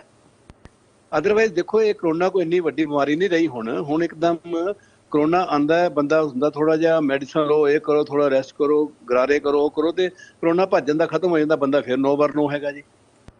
ਜਿਸ ਹਿਸਾਬ ਨਾਲ ਸਾਡੀ ਆਬਾਦੀ ਹੈ, ਸਭ ਕੁਝ ਹੈ, ਮੈਨੂੰ ਨਹੀਂ ਲੱਗਦਾ ਕਿ ਇੰਨੀਆਂ ਡੈਥਾਂ ਸਾਡੀਆਂ ਕਰੋਨਾ ਕਰਕੇ ਹੋ ਰਹੀਆਂ ਨੇ। ਅਗਰ ਅਸੀਂ ਵੈਸੇ ਵੀ ਦੇਖੀਏ ਤਾਂ ਕਿੰਨੀਆਂ ਕੁ ਡੈਥਾਂ ਹੋਈਆਂ ਸਾਡੀਆਂ, ਕੁਝ ਵੀ ਨਹੀਂ ਹੈ। ਇਹ ਤੋਂ ਜ਼ਿਆਦਾ ਡੈਥਾਂ ਸਾਡੀਆਂ ਵੈਸੇ ਹੋ ਜਾਂਦੀਆਂ ਸੀਗੀਆਂ ਜੀ। ਸੋ ਇਹ ਕਾਫੀ ਹਾਲਾਤ ਜਿਹੜੇ ਨਾ ਲੋਕਾਂ ਦੇ ਡਰ ਸਹਿਮ ਖਤਮ ਹੋ ਚੁੱਕਾ ਹੈ। ਅਬਰਾਜ ਸਾਹਿਬ, ਜਿਸ ਤਰੀਕੇ ਨਾਲ ਆਪਾਂ ਗੱਲ ਕਰਦੇ ਹਾਂ, ਜੋ ਵੀ ਸਥਿਤੀ ਹੈਗੀ ਹੈ, ਜੇ ਕਰੋਨਾ ਜ਼ਿਆਦਾ ਨਹੀਂ ਇਸ ਵੇਲੇ ਮਾਰ ਕਰ ਰਿਹਾ, ਸ਼ੁਰੂਆਤ ਦੇ ਵਿੱਚ ਜਦੋਂ ਤੱਕ ਮੈਡੀਕਲ ਦੇ ਵਿੱਚ ਪਤਾ ਨਹੀਂ ਸੀ ਕਿ ਇਹ ਕਿਸ ਤਰੀਕੇ ਨਾਲ ਅਸਰ ਕਰਦਾ, ਇਹਦਾ ਨੁਕਸਾਨ ਕੀ ਹੈਗਾ, ਉਹ ਗੱਲ ਠੀਕ ਹੈ। ਪਰ ਹੁਣ ਜਿਸ ਤਰੀਕੇ ਨਾਲ ਭੁੱਖਮਰੀ ਨਾਲ ਲੋਕ ਮਰ ਰਹੇ ਨੇ, ਨੌਕਰੀਆਂ ਜਿਹੜੀਆਂ ਪੰਜਾਬ ਦੇ ਵਿੱਚ ਜਾ ਰਹੀਆਂ ਨੇ, ਜਿਹੜੇ ਲੋਕ ਨੇ ਉਹ ਡਰੇ ਹੋਏ ਨੇ ਕਿ ਸਾਨੂੰ ਪਤਾ ਨਹੀਂ ਕਿੱਥੋਂ ਪੈਸਾ ਆਉਣਾ, ਕਿੱਥੋਂ ਨਹੀਂ ਆਉਣਾ। ਜਿਹੜੀਆਂ ਚਿੰਤਾਵਾਂ ਨੇ, ਤੁਹਾਨੂੰ ਲੱਗਦਾ ਕਿ ਚਿੰਤਾ ਦੇ ਨਾਲ ਲੋਕੀ ਜ਼ਿਆਦਾ ਜਿਹੜੇ ਨੇ ਉਹਨਾਂ ਦਾ ਨੁਕਸਾਨ ਹੋਵੇਗਾ? ਬਿਲਕੁਲ ਮਨੀਸ਼ ਜੀ, ਬਹੁਤ ਵੱਡਾ ਨੁਕਸਾਨ ਹੈ ਸਾਡਾ। ਫਾਈਨੈਂਸ਼ਲੀ ਅਸੀਂ ਜ਼ੀਰੋ ਹੋ ਚੁੱਕੇ ਹਾਂ, ਦੁਕਾਨਦਾਰੀਆਂ ਬੰਦ ਹੋ ਗਈਆਂ, ਛੋਟੇ ਦੁਕਾਨਦਾਰ ਵੈਸੇ ਮਰ ਗਏ। ਮਤਲਬ ਹਰ ਪਾਸੋਂ ਜੇ ਦੇਖਿਆ ਜਾਏ ਤੇ ਇੱਕ ਭੁੱਖਮਰੀ ਪੈਦਾ ਹੋ ਗਈ ਹੈ। ਮੈਂ ਕੀ ਕਰਾਂਗਾ? ਜਿੱਦਾਂ ਹੁਣ ਤੁਸੀਂ ਗੱਲ ਕਰ ਰਹੇ ਸੀ ਕਿ ਹਰ ਫੀਲਡ ਦੇ ਵਿੱਚ ਜਿਹੜਾ ਲੋਕਾਂ ਨੂੰ ਇਹ ਹੈ ਕਿ ਇਸ ਮਹੀਨੇ ਦਾ ਰਾਸ਼ਨ ਮਿਲ ਗਿਆ, ਭਾਈ ਅਗਲੇ ਮਹੀਨੇ ਦਾ ਕੀ ਕਰਾਂਗੇ? ਬੈਂਕਾਂ ਵਾਲਿਆਂ ਨੇ ਛੱਡਿਆ ਨਹੀਂ, ਬੈਂਕਾਂ ਵਾਲੇ ਜਿਹੜੇ ਕਾਰਾਂ ਦੀਆਂ ਕਿਸ਼ਤਾਂ ਵੀ ਲੈ ਰਹੇ ਨੇ, ਮੋਟਰਸਾਈਕਲ ਦੀਆਂ ਕਿਸ਼ਤਾਂ ਵੀ ਲੈ ਰਹੇ ਨੇ, ਬਿਜਲੀ ਪਾਣੀ ਦੇ ਬਿੱਲ ਵੀ ਸਭ ਨੂੰ ਪੇ ਕਰਨੇ ਪੈ ਰਹੇ ਨੇ। ਖਰਚੇ ਤਾਂ ਉਸ ਤਰ੍ਹਾਂ ਹੀ ਹੈ, ਸੈਲਰੀਆਂ ਮਿਲ ਨਹੀਂ ਰਹੀਆਂ ਲੋਕਾਂ ਨੂੰ। ਟੀਚਰਾਂ ਨੂੰ ਅੱਜ ਹੁਣ ਮੈਂ ਦੱਸਦਾ ਤੁਹਾਨੂੰ ਕਿ ਹੁਸ਼ਿਆਰਪੁਰ ਡਿਸਟ੍ਰਿਕਟ ਦੇ ਵਿੱਚ 30 ਟੀਚਰ ਇਹੋ ਜਿਹੇ ਨੇ ਜਿਹੜੇ ਕੰਢੀ ਕਨਾਲ ਦੇ, ਜਿਨ੍ਹਾਂ ਨੇ ਮੈਨੂੰ ਅਪਰੋਚ ਕੀਤੀ, ਕਹਿੰਦੇ ਵਰਾਏ ਸਾਹਿਬ ਆਪਾਂ ਦੱਸੀਏ ਨਾ ਕਿਸੇ ਨੂੰ, ਸਾਨੂੰ ਰਾਸ਼ਨ ਦੇ ਦਿਓ। ਅਗਰ ਟੀਚਰਾਂ ਦੀ ਇਹ ਹਾਲਤ ਹੋ ਗਈ ਕਿ ਟੀਚਰ ਸਾਡੇ ਤੋਂ ਰਾਸ਼ਨ ਮੰਗ ਰਹੇ ਨੇ, ਤੇ ਕਿੰਨੀ ਮਾੜੀ ਗੱਲ ਹੈ। ਇਸ ਤੋਂ ਵੱਧ ਹੋਰ ਮਾੜੀ ਗੱਲ ਕੀ ਹੋ ਸਕਦੀ ਹੈ? ਤੁਸੀਂ ਗ੍ਰੰਥੀ ਸਿੰਘਾਂ ਦੀ ਗੱਲ ਕੀਤੀ ਹੈ, ਪਾਠੀ ਸਿੰਘਾਂ ਦੀ ਗੱਲ ਕੀਤੀ ਹੈ, ਤਾਂ ਮੈਨੂੰ ਤਾਂ ਖੁਦ ਸ਼ਰਮ ਆਉਂਦੀ ਹੈ ਇਸ ਗੱਲ ਦੇ ਉੱਤੇ ਵੀ ਅਸੀਂ ਲੰਗਰ ਛਕਾ ਰਹੇ ਹਾਂ, ਸਭ ਕੁਝ ਕਰ ਰਹੇ ਹਾਂ, ਲੇਕਿਨ ਜਿਹੜੇ ਸਾਡੇ ਗੁਰੂ ਘਰ ਦੇ ਜਿਹੜੇ ਸਾਡੇ ਵਜ਼ੀਰ ਨੇ ਉਹਨਾਂ ਨੂੰ ਨਹੀਂ ਸੰਭਾਲ ਪਾ ਰਹੇ। ਸਭ ਤੋਂ ਪਹਿਲਾਂ ਦੇਖੋ ਮੈਨੂੰ ਮਨੀਸ਼ ਜੀ ਸਿਰਫ 55 ਜਿਹੜੇ ਸੀ ਸਾਡੇ ਪਾਠੀ ਸਿੰਘ ਸੀ, ਉਹਨਾਂ ਨੇ ਮੈਨੂੰ ਅਪਰੋਚ ਕੀਤੀ ਸੀ ਅੰਮ੍ਰਿਤਸਰ ਚੋਂ। ਉਸ ਤੋਂ ਬਾਅਦ ਅੱਜ ਦੇਖੋ ਗਿਣਤੀ ਉਹਦੀ 6200 6300 ਗਿਣਤੀ ਹੋ ਚੁੱਕੀ ਹੈ। ਰਾਤੀ ਮੈਨੂੰ ਫੋਨ ਆਇਆ ਢਾਡੀ ਜੱਥੇ ਜਿਹੜੇ ਉਹਨਾਂ ਦੇ ਜਿਹੜੇ ਪ੍ਰੈਜ਼ੀਡੈਂਟ ਹੈਗੇ, ਉਹਨਾਂ ਦਾ ਫੋਨ ਆਇਆ ਕਿ ਸਾਡੀਆਂ 87 ਫੈਮਲੀਆਂ ਹੈਗੀਆਂ ਨੇ ਜੀ, ਵਰਾਏ ਸਾਹਿਬ ਸਾਡੇ ਵੱਲ ਵੀ ਖਿਆਲ ਰੱਖੋ। ਮਤਲਬ ਹਰ ਪਾਸੋਂ ਹੋ ਰਿਹਾ, ਹਰ ਡਿਸਟ੍ਰਿਕਟ ਵਿੱਚ। ਮੈਂ ਤਾਂ ਹੈਰਾਨ ਹਾਂ ਕਿ ਸਭ ਤੋਂ ਜ਼ਿਆਦਾ ਜਿਹੜਾ ਪਿਆ ਰਾਸੀ ਸੁਲਤਾਨਪੁਰ ਲੋਧੀ, ਕਪੂਰਥਲਾ ਸਾਹਿਬ ਤੇ ਖਡੂਰ ਸਾਹਿਬ ਸਾਈਡ ਦੇ ਵਿੱਚ ਪੌਣੇ 700 ਜਿਹੜੇ ਸਾਡੇ ਪਾਠੀ ਸਿੰਘ ਹੈ, ਜਿਨ੍ਹਾਂ ਨੇ ਜਿਹੜੇ ਗੱਲ ਕਹਿ ਰਹੇ ਨੇ ਕਿ ਸਾਡੇ ਘਰ 'ਚ ਰਾਸ਼ਨ ਨਹੀਂ ਹੈ। ਮਤਲਬ ਸਾਨੂੰ ਤਾਂ ਇਹ ਗੱਲ ਕਹਿੰਦੇ ਵੀ ਸ਼ਰਮ ਆਉਂਦੀ ਹੈ ਕਿ ਪਾਠੀ ਸਿੰਘ ਸਾਡੇ ਇਹ ਕਹਿਣ ਕਿ ਸਾਡੇ ਘਰ 'ਚ ਰਾਸ਼ਨ ਨਹੀਂ ਹੈ। ਕਿੰਨੀ ਮਾੜੀ ਗੱਲ ਹੈ। 55 ਤੋਂ ਵੱਧਦੇ ਇੰਨੇ ਹੋ ਗਏ। ਔਰ ਮੈਂ ਤੇ ਹੁਣ ਪਿੱਛੇ ਅਨਾਉਂਸ ਕੀਤਾ, ਮੈਂ ਕਿਹਾ ਜੀ ਭਾਵੇਂ 10,000 ਹੋਣ ਚਾਹੇ 15,000 ਹੋਣ, ਪਾਠੀ ਸਿੰਘ ਨੇ, ਰਾਗੀ ਸਿੰਘ ਨੇ, ਢਾਡੀ ਨੇ, ਕੁਸ਼ਰੀ ਨੇ, ਮੈਂ ਕਿਹਾ ਸਾਡੇ ਡਿਸਟ੍ਰਿਕਟ ਵਾਈਜ਼ ਆਫਿਸ ਤੇ ਤੁਸੀਂ ਅਪਰੋਚ ਕਰੋ। ਜਿੱਦਣ ਸਾਨੂੰ ਮਾੜਾ ਜਿਹਾ ਅਪਰੋਚ ਕਰੋਗੇ, ਅਸੀਂ ਉਸੇ ਵੇਲੇ ਤੁਹਾਨੂੰ 1 ਦਿਨ ਦੇ ਅੰਦਰ ਅੰਦਰ ਤੁਹਾਨੂੰ ਰਾਸ਼ਨ ਤੁਹਾਡੇ ਘਰ ਪਹੁੰਚਦਾ ਕਰ ਦਾਂਗੇ। ਔਰ ਹਰ ਮਹੀਨੇ ਤੁਹਾਨੂੰ ਰਾਸ਼ਨ ਉੱਥੇ ਮਿਲੇਗਾ, ਤੁਹਾਨੂੰ ਕਿਸੇ ਅੱਗੇ ਹੱਥ ਅੱਡਣ ਦੀ ਲੋੜ ਨਹੀਂ ਹੈ। ਸੋ ਇਸ ਤਰੀਕੇ ਨਾਲ ਲੋਅਰ ਮਿਡਲ ਕਲਾਸ ਫੈਮਲੀਆਂ ਆ ਰਹੀਆਂ ਨੇ, ਤੇ ਮਤਲਬ ਹਾਲਾਤ ਬੜੇ ਖਰਾਬ ਨੇ। ਲੋਕਾਂ ਨੂੰ ਇਹ ਨਜ਼ਰ ਆ ਰਿਹਾ। ਹੋਰ ਇੱਥੇ ਪੁੱਛਦਾ ਅਬਰਾਜ ਸਾਹਿਬ, ਜਦੋਂ ਵਿਦੇਸ਼ਾਂ ਦੇ ਵਿੱਚੋਂ ਆਪਾਂ ਇਹ ਗੱਲ ਕਰ ਰਹੇ ਹਾਂ ਕਿ ਬਹੁਤ ਸਾਰੇ ਲੋਕ ਜਿਹੜੇ ਨੇ ਉਹ ਆਪਣੇ ਵਤਨ ਵਾਪਸ ਆਉਣੇ ਚਾਹੁੰਦੇ ਨੇ, ਸਰਕਾਰ ਕਹਿੰਦੀ ਹੈ ਕਿ ਅਸੀਂ ਮਹਾ ਆਪਰੇਸ਼ਨ ਚਲਾ ਦਿੱਤਾ, ਅਸੀਂ ਹਰੇਕ ਨੂੰ ਘਰ ਵਾਪਸ ਲੈ ਕੇ ਆ ਰਹੇ ਹਾਂ। ਪਰ ਜਿਹੜੇ ਗਲਫ ਮੁਲਕਾਂ ਦੇ ਵਿੱਚ, ਜਿਹੜੇ ਅਰਬ ਮੁਲਕਾਂ ਦੇ ਵਿੱਚ ਜਿਹੜੇ ਮਜ਼ਦੂਰ ਆਪਣੇ ਪੰਜਾਬ ਦੇ ਕੰਮ ਕਰਨ ਜਾਂਦੇ ਨੇ, ਕੋਈ 20,000 ਰੁਪਏ ਮਹੀਨੇ ਤੇ ਜਾ ਰਿਹਾ, ਕੋਈ 25,000 ਮਹੀਨੇ ਤੇ ਜਾ ਰਿਹਾ, ਉਹਦੇ ਤੋਂ ਖਰਚਾ ਵੀ ਕਰਦੇ ਨੇ, ਏਜੰਟ ਨੂੰ ਵੀ ਦਿੰਦੇ ਨੇ। ਜਦੋਂ ਆਪਾਂ ਉਹਨਾਂ ਨੂੰ ਕਹਿੰਦੇ ਕਿ $1,000 ਦੀ ਤੁਹਾਡੀ ਟਿਕਟ ਲੱਗੇਗੀ ਜਾਂ $1,500 ਦੀ ਟਿਕਟ ਹੋਵੇਗੀ, ਉਹਨਾਂ ਲੋਕਾਂ ਨੇ ਜਦੋਂ ਘਰ ਆਉਣ ਤੋਂ ਵੀ ਨਾ ਕਰਤੀ ਕਿ ਭਾਈ ਜਿਹੜੇ ਹਾਲਾਤਾਂ ਦੇ ਵਿੱਚ ਅਸੀਂ ਹੈਗੇ ਉੱਥੇ ਹੀ ਰਹਿਣ ਦਿਓ, ਸਾਡੇ ਕੋਲ ਇੰਨੀ ਟਿਕਟ ਜੋਗੇ ਪੈਸੇ ਨਹੀਂ ਹੈਗੇ। ਪਰ ਜਿਹੜੇ ਤੁਸੀਂ 3 ਪਲੇਨ ਹੁਣ ਤੱਕ ਭਰ ਕੇ ਲੋਕਾਂ ਦੇ ਵਾਪਸ ਲੈ ਆਂਦੇ, ਉਹਨਾਂ ਦੇ ਵਿੱਚ ਕੌਣ ਲੋਕ ਸਨ ਤੇ ਕੀ ਉਹਨਾਂ ਨੇ ਵੀ ਕੁਝ ਪੇ ਕੀਤਾ? ਮਨੀਸ਼ ਜੀ, ਬੜਾ ਗੰਭੀਰ ਮਸਲਾ ਇਹ। ਇਹਦੇ ਵਿੱਚ 4 ਕੈਟਾਗਰੀਆਂ ਆ ਜਾਂਦੀਆਂ ਨੇ। ਅੱਜ ਅਸੀਂ ਗੱਲ ਕਰੀਏ ਨਾ, ਅਗਰ ਆਪਾਂ ਯੂਏਈ ਦੀ ਗੱਲ ਕਰੀਏ, ਮਿਡਲ ਈਸਟ ਦੀ ਗੱਲ ਕਰੀਏ, ਅਰਬ ਕੰਟਰੀਜ਼ ਦੀ ਗੱਲ ਕਰੀਏ, ਤੇ ਉੱਥੇ ਲੋਕਾਂ ਦੀਆਂ ਜੌਬਸ ਚੱਲ ਚੁੱਕੀਆਂ ਨੇ। ਲੋਕਾਂ ਨੂੰ ਇੰਨੇ 4-4 5-5 ਮਹੀਨੇ ਹੋ ਗਏ ਤਨਖਾਹਾਂ ਨਹੀਂ ਮਿਲੀਆਂ। ਜਿਹੜੇ ਬੱਚੇ ਫਰਵਰੀ ਮਾਰਚ ਵਿੱਚ ਗਏ ਸੀ, ਜਾਂਦੇ ਸਾਰ ਲੋਕਡਾਊਨ ਸਟਾਰਟ ਹੋ ਗਿਆ, ਨਾ ਤਾਂ ਜੌਬ ਮਿਲੀ ਉਹਨਾਂ ਨੂੰ। ਇੱਥੇ ਏਜੰਟਾਂ ਨੂੰ ਲੱਖਾਂ ਰੁਪਏ ਦੇ ਕੇ ਗਏ ਹੋਏ ਨੇ, ਯੰਗ ਏਜ ਹੈ, ਵਾਪਸ ਉਹ ਆ ਨਹੀਂ ਸਕਦੇ ਕਿਉਂਕਿ ਨਾ ਤਾਂ ਖਾਣ ਪੀਣ ਨੂੰ ਉਹਨਾਂ ਕੋਲ ਹੈਗਾ ਕੁਝ, ਨਾ ਹੀ ਉਹਨਾਂ ਕੋਲ ਅੱਗੇ ਟਿਕਟ ਹੈ ਜੋ ਕਿ ਪੈਸੇ ਹੈਗੇ ਆ। ਉਹ ਬੰਦੇ ਸੁਸਾਈਡ ਕਰ ਰਹੇ ਆ ਉੱਥੇ। ਮੈਨੂੰ ਪਤਾ ਨਾ, ਜਿਹੜੀਆਂ ਡੈਡ ਬੋਡੀਆਂ ਮੈਂ ਉੱਥੋਂ ਲੈ ਕੇ ਆ ਰਿਹਾ, ਡੈਡ ਬੋਡੀ ਉਹਨਾਂ ਬੰਦਿਆਂ ਦੀਆਂ ਜਿਨ੍ਹਾਂ ਨੂੰ ਅੱਗੇ ਕੁਝ ਨਜ਼ਰ ਨਹੀਂ ਆਉਂਦਾ। ਇਸ ਚੀਜ਼ ਨੂੰ ਦੇਖਦੇ ਹੋਇਆ ਸਰਬੱਤ ਦੇ ਭਲਾ ਚੈਰੀਟੇਬਲ ਟਰਸਟ ਵੱਲੋਂ ਅਸੀਂ 4 ਜਿਹੜੇ ਸੀ ਚਾਰਟਰਡ ਪਲੇਨ ਕੀਤੇ ਕਿ ਅਸੀਂ ਇਹਨਾਂ ਬੰਦਿਆਂ ਨੂੰ ਲੈ ਕੇ ਆਈਏ। ਜਦੋਂ ਪਹਿਲੀ ਮੇਰੀ ਫਲਾਈਟ ਆਈ ਹੈ 7 ਤਰੀਕ ਨੂੰ ਚੰਡੀਗੜ੍ਹ 'ਚ ਆਈ ਹੈ, ਉਹਦੇ ਵਿੱਚ ਸਾਡੀਆਂ ਮੈਕਸੀਮਮ ਸਾਡੀਆਂ ਪ੍ਰੈਗਨੈਂਟ ਲੇਡੀਜ਼ ਹੋ ਗਈਆਂ, ਬਜ਼ੁਰਗ ਹੋ ਗਏ, ਬੱਚੇ ਹੋ ਗਏ। ਅਸੀਂ ਉਹਨਾਂ ਨੇ ਹੁਣ ਸਾਨੂੰ ਕਿਹਾ ਕਿ ਤੁਹਾਡੀ ਫਲਾਈਟ ਜਾਰੀ, ਸਾਨੂੰ ਲੈ ਕੇ ਜਾਓ। ਹਾਲਾਂਕਿ ਮੈਂ ਫਲਾਈਟ ਕੀਤੀ ਸ਼ੁਰੂ ਉਹਨਾਂ ਵਾਸਤੇ ਕਿ ਜਿਨ੍ਹਾਂ ਦੇ ਕੋਲ 2 ਟਾਈਮ ਦੀ ਰੋਟੀ ਦਾ ਖਾਣਾ ਨਹੀਂ ਹੈਗੇ ਤੇ ਉਹ ਟਿਕਟਾਂ ਦੇ ਪੈਸੇ ਹੈ ਹੀ ਨਹੀਂ ਆ, ਲੇਕਿਨ ਇਹਨਾਂ ਨੂੰ ਵੀ ਲੈਣਾ ਪਿਆ। ਪਹਿਲੀ ਫਲਾਈਟ ਆ ਗਈ। ਦੂਜੀ ਫਲਾਈਟ ਸਾਡੀ ਅੰਮ੍ਰਿਤਸਰ ਮੈਂ ਲੈ ਕੇ ਆਇਆ 13 ਤਰੀਕ ਨੂੰ। ਪਹਿਲੇ 'ਚ 177 ਬੰਦੇ ਆਏ ਆ, ਫਿਰ 174 ਆਏ ਆ। ਅੱਜ ਚੰਡੀਗੜ੍ਹ ਤੀਸਰੀ ਫਲਾਈਟ ਮੇਰੀ ਆਈ ਹੈ ਜਿਹਦੇ 'ਚ 177 ਬੰਦੇ ਆਏ ਨੇ, ਜਿਨ੍ਹਾਂ 'ਚੋਂ 4 ਬੰਦੇ ਜੰਮੂ ਕਸ਼ਮੀਰ ਦੇ ਹੈਗੇ ਨੇ, 16 ਬੰਦੇ ਸਾਡੇ ਇੱਥੋਂ ਦੇ ਹਿਮਾਚਲ ਦੇ ਹੈਗੇ, ਇਸ ਤੋਂ ਪਹਿਲਾਂ ਹਰਿਆਣੇ ਦੇ ਬੰਦੇ 10 ਸੀਗੇ। ਇਹ ਸਾਰੇ ਬੱਚੇ ਲੈ ਕੇ ਆਏ ਆਪਾਂ। ਲੇਕਿਨ ਜਿਹੜਾ ਮੇਰਾ ਮੇਨ ਪਰਪਸ ਹੈ, ਜਿਹੜਾ ਕਿ ਜਿਹਦੇ ਲਈ ਮੈਂ ਇਹ ਬੀੜਾ ਚੁੱਕਿਆ, ਇਹ ਉਹਨਾਂ ਬੰਦਿਆਂ ਵਾਸਤੇ ਹੈ ਕਿ ਜਿਨ੍ਹਾਂ ਨੂੰ ਅੱਗੇ ਪਿੱਛੇ ਕੁਝ ਨਜ਼ਰ ਨਹੀਂ ਆ ਰਿਹਾ, ਜਿਹੜੇ ਸੁਸਾਈਡ ਕਰ ਰਹੇ ਸੀਗੇ। ਹੁਣ ਇੱਕ ਡੈਡ ਬੋਡੀ ਲੈਣ ਦੇ ਵਿੱਚ 1.5 ਲੱਖ ਰੁਪਏ ਦਾ ਖਰਚਾ ਆਉਂਦਾ। ਮੈਂ ਚਾਹੁੰਦਾ ਕਿ ਜਿਹੜੀ ਟਿਕਟ ਹੈਗੀ ਉਹ 25,000 ਦੀ ਹੈ। ਤੇ ਇਹ ਅੱਛਾ ਨਹੀਂ ਹੈ ਕਿ ਅਗਰ ਇੱਕ ਡੈਡ ਬੋਡੀ ਲੈਣ ਦੇ ਨਾਲੋਂ ਬੈਟਰ ਹੈ ਕਿ ਅਸੀਂ 6 ਜਿੰਦਾ ਜਾਗਦੇ ਬੰਦੇ ਆਪਾਂ ਵਾਪਸ ਲੈ ਕੇ ਆਈਏ। ਮੈਂ ਤਾਂ ਉਸ ਤੇ ਕੰਮ ਕਰ ਰਿਹਾ ਨਾ ਇਸ ਲਈ। ਤੇ ਉਹ ਹੁਣ ਸ਼ੁਰੂ ਕੀਤਾ। ਇਸ ਲਈ ਚੌਥੀ ਫਲਾਈਟ ਮੇਰੀ 30 ਤਰੀਕ ਨੂੰ ਆ ਰਹੀ ਹੈ। ਲੇਕਿਨ ਮੈਨੂੰ ਜੋ ਨਜ਼ਰ ਆਉਂਦਾ, ਜੋ ਮੇਰੇ ਕੋਲ ਬੁਕਿੰਗ ਇਸ ਲਈ ਹੋ ਰਹੀ ਹੈ, ਲੋਕੀ ਰੋ ਪਿੱਟ ਰਹੇ ਨੇ ਕਿ ਸਾਨੂੰ ਲੈ ਕੇ ਜਾਓ, ਸਾਨੂੰ ਲੈ ਕੇ ਜਾਓ। ਉਹ ਅਜੇ ਸਾਨੂੰ ਲੱਗਦਾ ਅਗਲੇ ਮਹੀਨੇ ਫਿਰ ਮੈਂ 4 ਫਲਾਈਟਾਂ ਹੋਰ ਅਨਾਉਂਸ ਕੀਤੀਆਂ ਕਿ ਅਗਲੇ ਮਹੀਨੇ ਮੈਂ 4 ਫਲਾਈਟਾਂ ਹੋਰ ਚਾਰਟਰ ਲੈ ਕੇ ਆਵਾਂਗਾ। ਤਾਂ ਵੀ ਬੰਦੇ ਪੂਰੇ ਨਹੀਂ ਖਤਮ ਹੋਣੇ ਜੀ ਇਹ। ਕਿਉਂਕਿ ਦੇਖੋ, ਜਿਹੜੀਆਂ ਫਲਾਈਟਾਂ ਤੁਸੀਂ ਗੱਲ ਕੀਤੀ ਨਾ, ਫਲਾਈਟਾਂ ਚੱਲਦੀਆਂ ਗੌਰਮੈਂਟ ਦੀ ਵੀ ਚੱਲ ਰਹੀਆਂ ਸਾਰੀਆਂ, ਲੇਕਿਨ ਟਿਕਟ ਤਾਂ ਉਹਦੇ 1.5 ਗੁਣਾ 2 ਗੁਣਾ 2.5 ਗੁਣਾ ਹੈਗੀ ਆ। ਹੁਣ ਉਹ ਤਾਂ ਹਰ ਟਿਕਟ ਖਰਚ ਕੇ ਤਾਂ ਕੋਈ ਵੀ ਬੰਦਾ ਲੈ ਆਏਗਾ ਉਹਨਾਂ ਨੂੰ। ਨਜ਼ਾਰਾ ਤਾਂ ਹੈਗਾ ਕਿ ਜਿਹੜੇ ਬੰਦੇ ਆ ਨਹੀਂ ਸਕਦੇ, ਬਿਲਕੁਲ ਉੱਥੇ ਭੁੱਖੇ ਨੰਗੇ ਬੈਠੇ ਆ, ਉਹਨਾਂ ਨੂੰ ਫ੍ਰੀ ਲੈ ਕੇ ਆਓ। ਫਿਰ ਤੇ ਮਜ਼ਾ ਵੀ, ਹਾਂ ਵੀ ਕੁਝ ਹੈਲਪ ਕੀਤੀ ਉਹਨਾਂ ਬੰਦਿਆਂ ਦੀ। ਹੁਣ ਜਿਹੜਾ ਮੇਰੇ ਕੋਲ ਦੇਖੋ 2 ਪੁਆਇੰਟ ਹੈ ਆਪਣੇ ਮਨੀਸ਼ ਜੀ ਮੇਰੇ ਕੋਲ। ਇੱਕ ਤੇ ਮੈਂ ਉਹਨਾਂ ਬੰਦਿਆਂ ਨੂੰ ਲਿਆ ਰਿਹਾ ਕਿ ਜਿਹੜੇ ਸੁਸਾਈਡ ਕਰਦੇ ਸੀ, ਜਿਹੜੇ ਬੰਦੇ ਕਹਿੰਦੇ ਸੀ ਅਸੀਂ ਜਾਣਾ ਨਹੀਂ, ਅਸੀਂ ਮਰ ਜਾਣਾ, ਉਹ ਹੋ ਜਾਣਾ। ਆਪਾਂ ਉਹ ਠੱਲ ਪੈ ਗਈ, ਇੱਕ ਕਿਸਮ ਦੀ ਠੱਲ ਇਸ ਤਰ੍ਹਾਂ ਪੈ ਗਈ, ਉਹਨਾਂ ਨੂੰ ਹੁਣ ਉਮੀਦ ਹੋ ਗਈ ਹੈ, ਆਸ ਆ ਗਈ ਕਿ ਨਹੀਂ ਯਾਰ, ਸਰਬਤ ਦੇ ਭਲੇ ਦੀ ਇੱਕ ਫਲਾਈਟ ਗਈ ਹੈ, ਸਾਡੇ ਬੰਦੇ ਚਲੇ ਗਏ। ਦੂਜੀ ਗਈ ਹੈ, ਬੰਦੇ ਚਲੇ ਗਏ। ਤੀਜੀ 'ਚ ਬੰਦੇ ਚਲੇ ਗਏ। ਹੁਣ ਜਿਹੜੀ ਸਾਡੀ ਚੌਥੀ ਫਲਾਈਟ ਵੀ ਜਾਣੀ, ਮਤਲਬ ਉਹਨਾਂ ਨੂੰ ਉਮੀਦ ਜਾਗ ਗਈ ਇੱਕ ਵੀ ਹਫ਼ਤਾ ਵੇਟ ਕਰੋ ਇਸ ਤੋਂ ਪਹਿਲਾਂ ਕਿ ਅਸੀਂ ਸੁਸਾਈਡ ਕਰ ਲਈਏ ਜਾਂ ਕੋਈ ਗਲਤ ਸਟੈਪ ਚੱਕੀਏ ਜਾਂ ਕਿਤੇ ਗਲਤ ਕੰਮਾਂ 'ਚ ਪੈ ਜਾਈਏ। ਈਵਨ ਜਿੱਦਾਂ ਸ਼ਰਾਬ ਦੇ ਕੰਮ ਚੱਲਦੇ ਧੰਦੇ, ਉਹ ਲੋਕੀ ਜਿਹੜੇ ਇਹ ਕੰਮ ਕਰਦੇ ਉਹ ਤਾਂ ਭਾਲਦੇ ਨੇ ਕਿ ਇਹੋ ਜਿਹੇ ਬੰਦੇ ਸਾਨੂੰ ਲੱਭਣ। ਸੋ ਉਸੇ ਚੀਜ਼ ਨੂੰ ਰੋਕਣਾ ਆਪਾਂ। ਤੇ ਹੁਣ ਉਹਨਾਂ ਨੂੰ ਉਮੀਦ ਜਾਗੀ ਹੈ, ਹੁਣ ਉਹ ਬੈਠੇ ਨੇ, ਹੁਣ ਕੋਈ ਸੁਸਾਈਡ ਨਹੀਂ ਕਰ ਰਿਹਾ, ਕੁਛ ਨਹੀਂ ਕਰ ਰਿਹਾ। 30 ਤਰੀਕ 'ਚ ਸਾਡੇ ਤਕਰੀਬਨ ਮੋਰ ਦੈਨ 50% ਜਿਹੜੇ ਬੰਦੇ ਟੋਟਲੀ ਫ੍ਰੀ ਆ ਰਹੇ ਨੇ। ਦੇਖੋ 4 ਕੈਟਾਗਰੀਆਂ ਮੈਂ ਦੱਸਿਆ ਤੁਹਾਨੂੰ ਕਿ ਪਹਿਲੀ ਕੈਟਾਗਰੀ ਨੇ ਪੂਰੀ ਪੇਮੈਂਟ ਦਿੱਤੀ ਹੈ।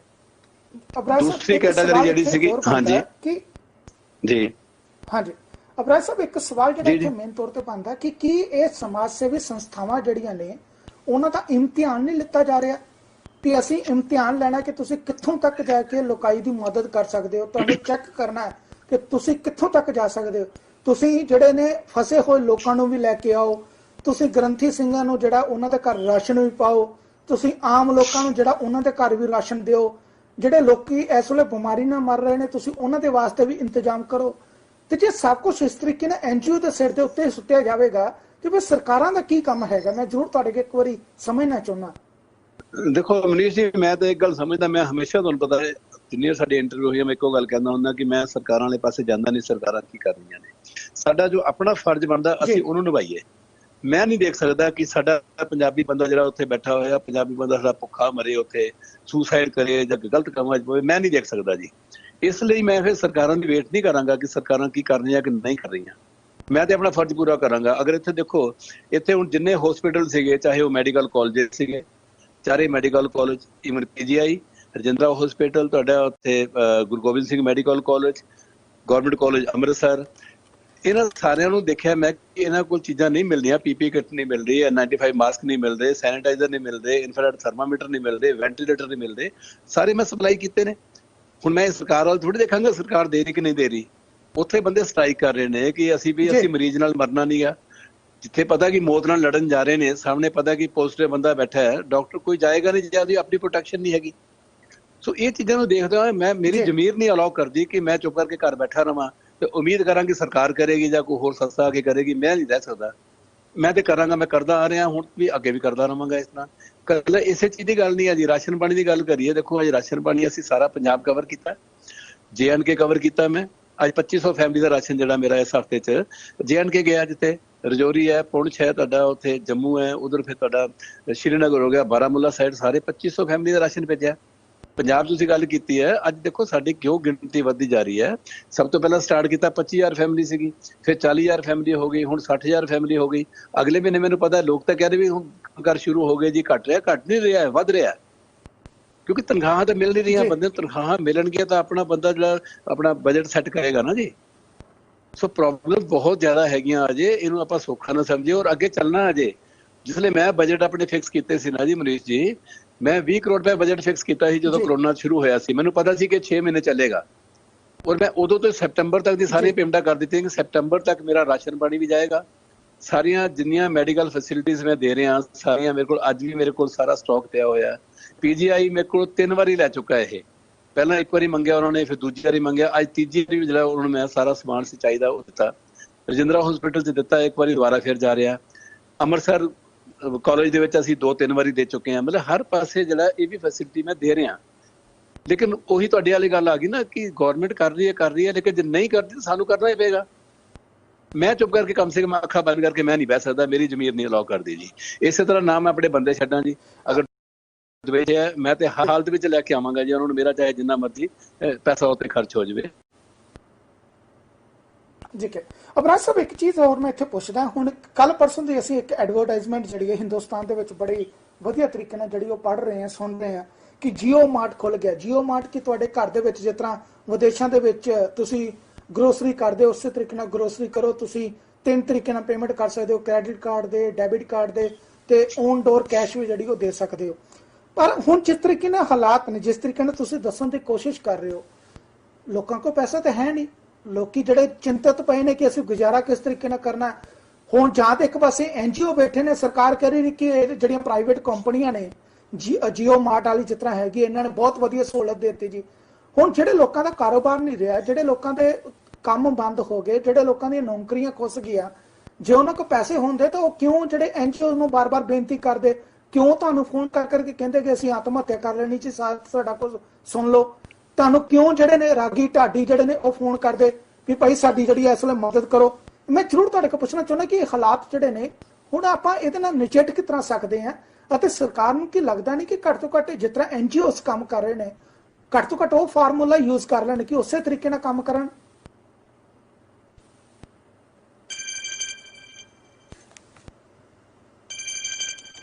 ਜੀ ਅਬਰਾਜ ਸਾਹਿਬ। ਜੀ ਹੈਲੋ ਅਬਰਾਜ ਸਾਹਿਬ, ਤੁਹਾਨੂੰ ਮੇਰੀ ਆਵਾਜ਼ ਆ ਰਹੀ ਹੈ ਜੀ? ਹਾਂਜੀ, ਆਵਾਜ਼ ਨਹੀਂ ਸੀ ਆ ਰਹੀ, ਹੁਣ ਸ਼ੁਰੂ ਹੋਈ। ਹਾਂਜੀ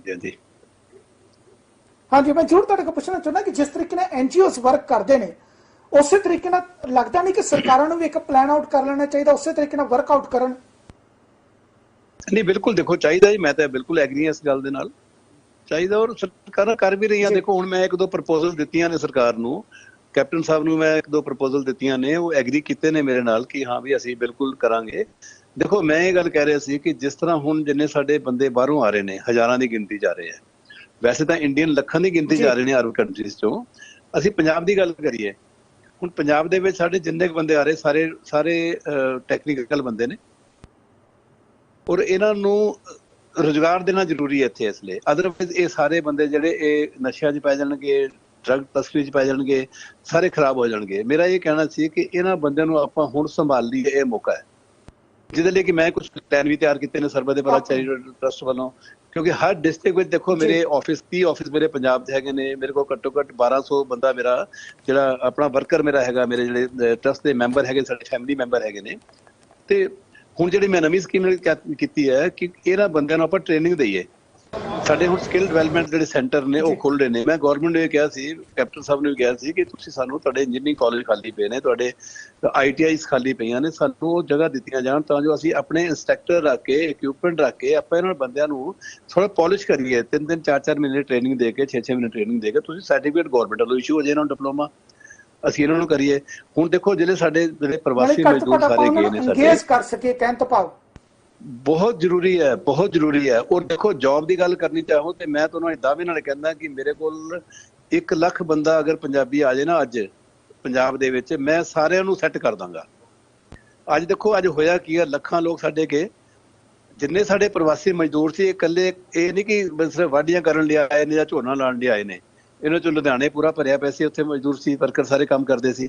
ਇਸ ਤੋਂ ਇਲਾਵਾ ਸਾਡੇ ਪੰਜਾਬ ਦੇ ਵਿੱਚ ਜਿੰਨੇ ਸਾਡੇ ਪੇਂਟਰ ਹੈਗੇ ਨੇ, ਜਿੰਨੇ ਸਾਡੇ ਸਟੀਲ ਫਿਕਚਰ ਹੈਗੇ ਨੇ, ਜਿੰਨੇ ਸਾਡੇ ਮੈਸਨਸ ਹੈਗੇ ਨੇ, ਸਾਡੇ ਪਲੰਬਰ ਹੈਗੇ ਨੇ, ਉਹ ਸਾਰੇ ਇਹੀ ਸੀਗੇ, ਬਾਹਰਲੀਆਂ ਸਟੇਟਾਂ ਚੋਂ ਆਏ ਸੀ। ਪੰਜਾਬੀ ਤਾਂ ਕੰਮ ਕਰਦੇ ਨਹੀਂ, ਪੰਜਾਬੀ ਸਿਰਫ ਕਾਰਪੈਂਟਰ ਜਿਹੜੀ ਹੈ ਇਹ ਆਪਾਂ ਆਪਣੇ ਕੋਲ ਰੱਖੀ ਹੋਈ, ਬਾਕੀ ਸਾਡੇ ਕੋਲ ਕੁਝ ਨਹੀਂ ਹੈਗਾ। ਸੋ ਇਹ ਜਿਹੜੀਆਂ ਸਾਰੀਆਂ ਪੋਸਟਾਂ ਖਾਲੀ ਹੋ ਚੁੱਕੀਆਂ ਨੇ, ਅੱਜ ਸਾਨੂੰ ਗੋਲਡਨ ਚਾਂਸ ਹੈ ਕਿ ਅਸੀਂ ਜਿੰਨੇ ਸਾਡੇ ਪੰਜਾਬੀ ਬਾਹਰੋਂ ਆ ਰਹੇ ਨੇ, ਅਸੀਂ ਉਹਨਾਂ ਪੰਜਾਬੀਆਂ ਨੂੰ ਇੱਥੇ ਐਡਜਸਟ ਕਰੀਏ, ਉਹਨਾਂ ਨੂੰ ਸਾਂਭਣ ਦਾ ਟਾਈਮ ਹੈ ਇਹ। ਅਸੀਂ ਆਹ ਮੌਕਾ ਨਾ ਖੁੰਝਾਈਏ।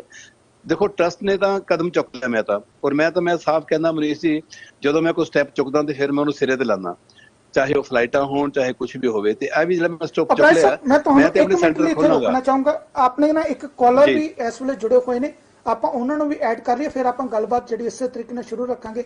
ਸਤਿ ਸ਼੍ਰੀ ਅਕਾਲ ਜੀ, ਕੌਣ ਬੋਲ ਰਹੇ ਹੋ, ਕਿੱਥੋਂ ਬੋਲ ਰਹੇ ਹੋ ਜੀ?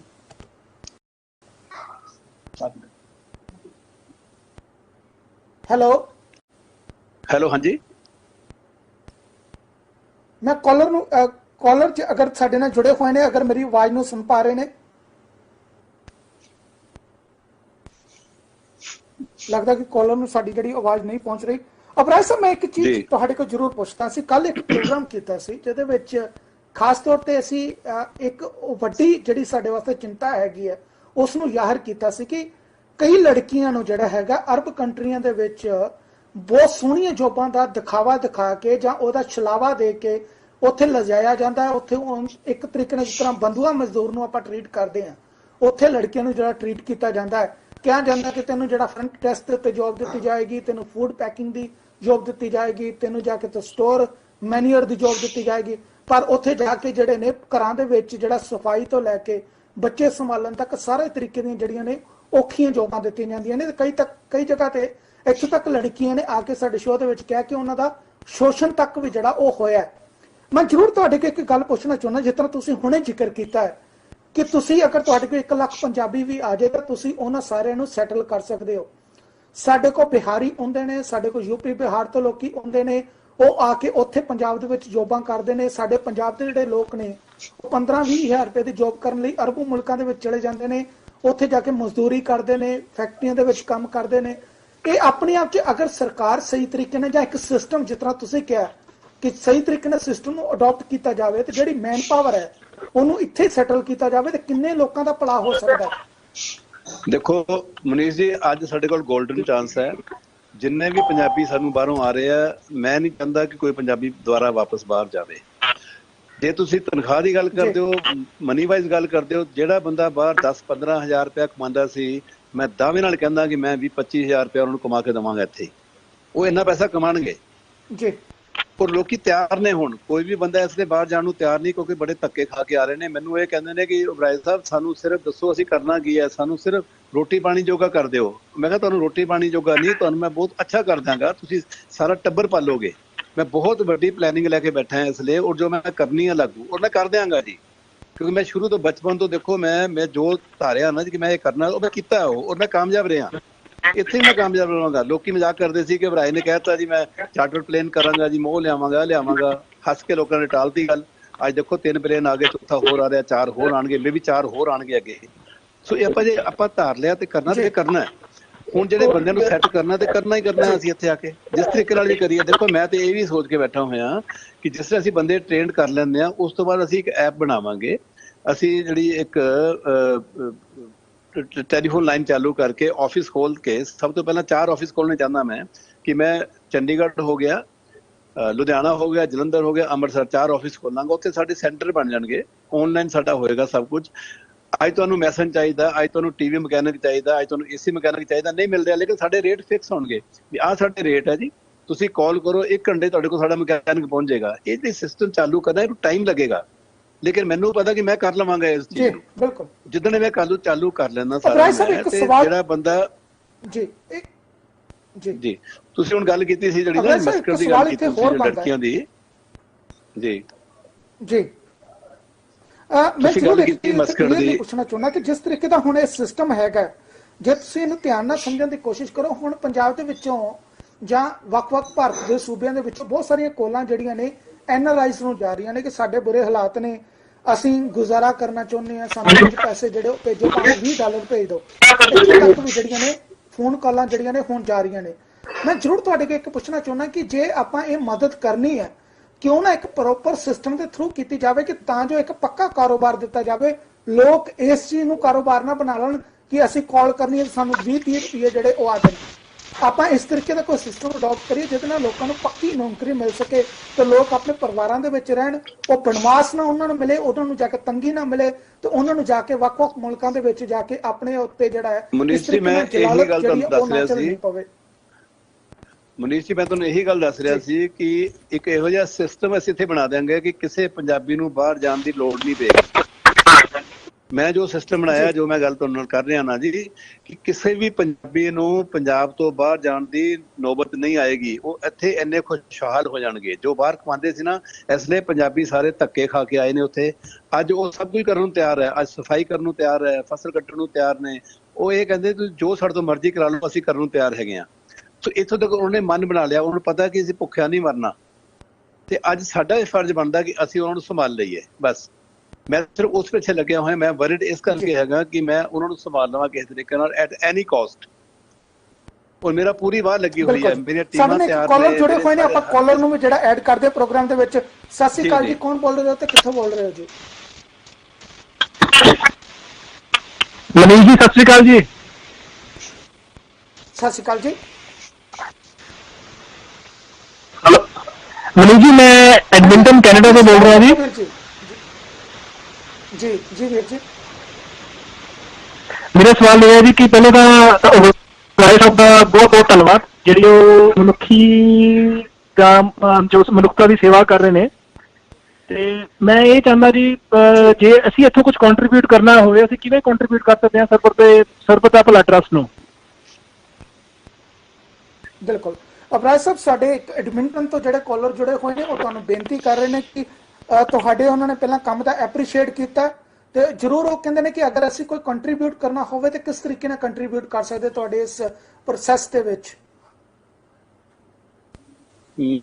ਮਨੀਸ਼ ਜੀ, ਤੁਹਾਨੂੰ ਪਤਾ ਹੈ ਕਿ ਸਾਡਾ ਟਰਸਟ ਇਹੋ ਜਿਹਾ ਕਿ ਅਸੀਂ ਪੈਸਾ ਤਾਂ ਲੈਂਦੇ ਨਹੀਂ ਕਿਸੇ ਤੋਂ, ਨਾ ਸਾਡੀ ਕੋਈ ਰਸੀਦ ਬੁੱਕ ਹੈਗੀ ਹੈ, ਲੇਕਿਨ ਇਹ ਜ਼ਰੂਰ ਅਸੀਂ ਕਰ ਸਕਦੇ ਹਾਂ ਕਿ ਉਹ ਦੱਸਣ ਕੀ ਕਰਨਾ ਚਾਹੁੰਦੇ ਨੇ, ਉਹ ਕਿਹੜੇ ਡਿਸਟ੍ਰਿਕਟ ਨੂੰ, ਉਸ ਡਿਸਟ੍ਰਿਕਟ ਕੀ ਕਰਨਾ ਚਾਹੁੰਦੇ ਨੇ, ਮੈਡੀਕਲੀ ਹੈਲਪ ਕਰਨਾ ਚਾਹੁੰਦੇ ਨੇ, ਐਜੂਕੇਸ਼ਨ ਦੀ ਹੈਲਪ ਕਰਨਾ ਚਾਹੁੰਦੇ ਨੇ, ਕਿਸ ਤਰ੍ਹਾਂ ਦੀ ਹੈਲਪ ਕਰਨਾ ਚਾਹੁੰਦੇ ਨੇ ਉਹ ਅਸੀਂ ਉਸ ਹਿਸਾਬ ਨਾਲ ਫਿਰ, ਜਿਸ ਤਰ੍ਹਾਂ ਪਹਿਲਾਂ ਮੈਂ ਦੱਸਿਆ ਤੁਹਾਨੂੰ ਪਹਿਲਾਂ ਵੀ ਕਈ ਵਾਰੀ ਕਿ ਟਰਸਟ ਨੇ ਕੋਈ ਪੈਸਾ ਨਹੀਂ ਲੈਣਾ ਕਿਸੇ ਤੋਂ ਵੀ ਡਾਇਰੈਕਟਲੀ, ਲੇਕਿਨ ਅਸੀਂ ਤੁਹਾਡੀ ਇਨਵੈਸਟਮੈਂਟ ਇਹੋ ਜਿਹੀ ਜਗ੍ਹਾ ਕਰਾ ਦਿਆਂਗੇ ਕਿ ਤੁਸੀਂ ਡਾਇਰੈਕਟ ਸਿੱਧੀ ਇਨਵੈਸਟਮੈਂਟ ਉੱਥੇ ਕਰੋਗੇ, ਤੁਸੀਂ ਉਹਦੀ ਨੈਗੋਸ਼ੀਏਸ਼ਨ ਕਰੋਗੇ, ਲੇਕਿਨ ਥਰੂ ਟਰਸਟ ਕਰੋਗੇ।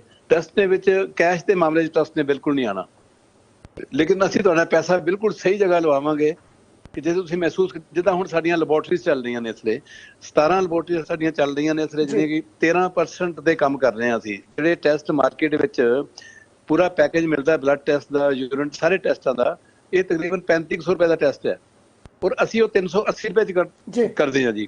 ECG ਮਾਰਕੀਟ ਵਿੱਚ 150-200 ਰੁਪਏ ਦੀ ਹੁੰਦੀ ਹੈ, ਅਸੀਂ 15-20 ਰੁਪਏ 'ਚ ਕਰਦੇ ਹਾਂ।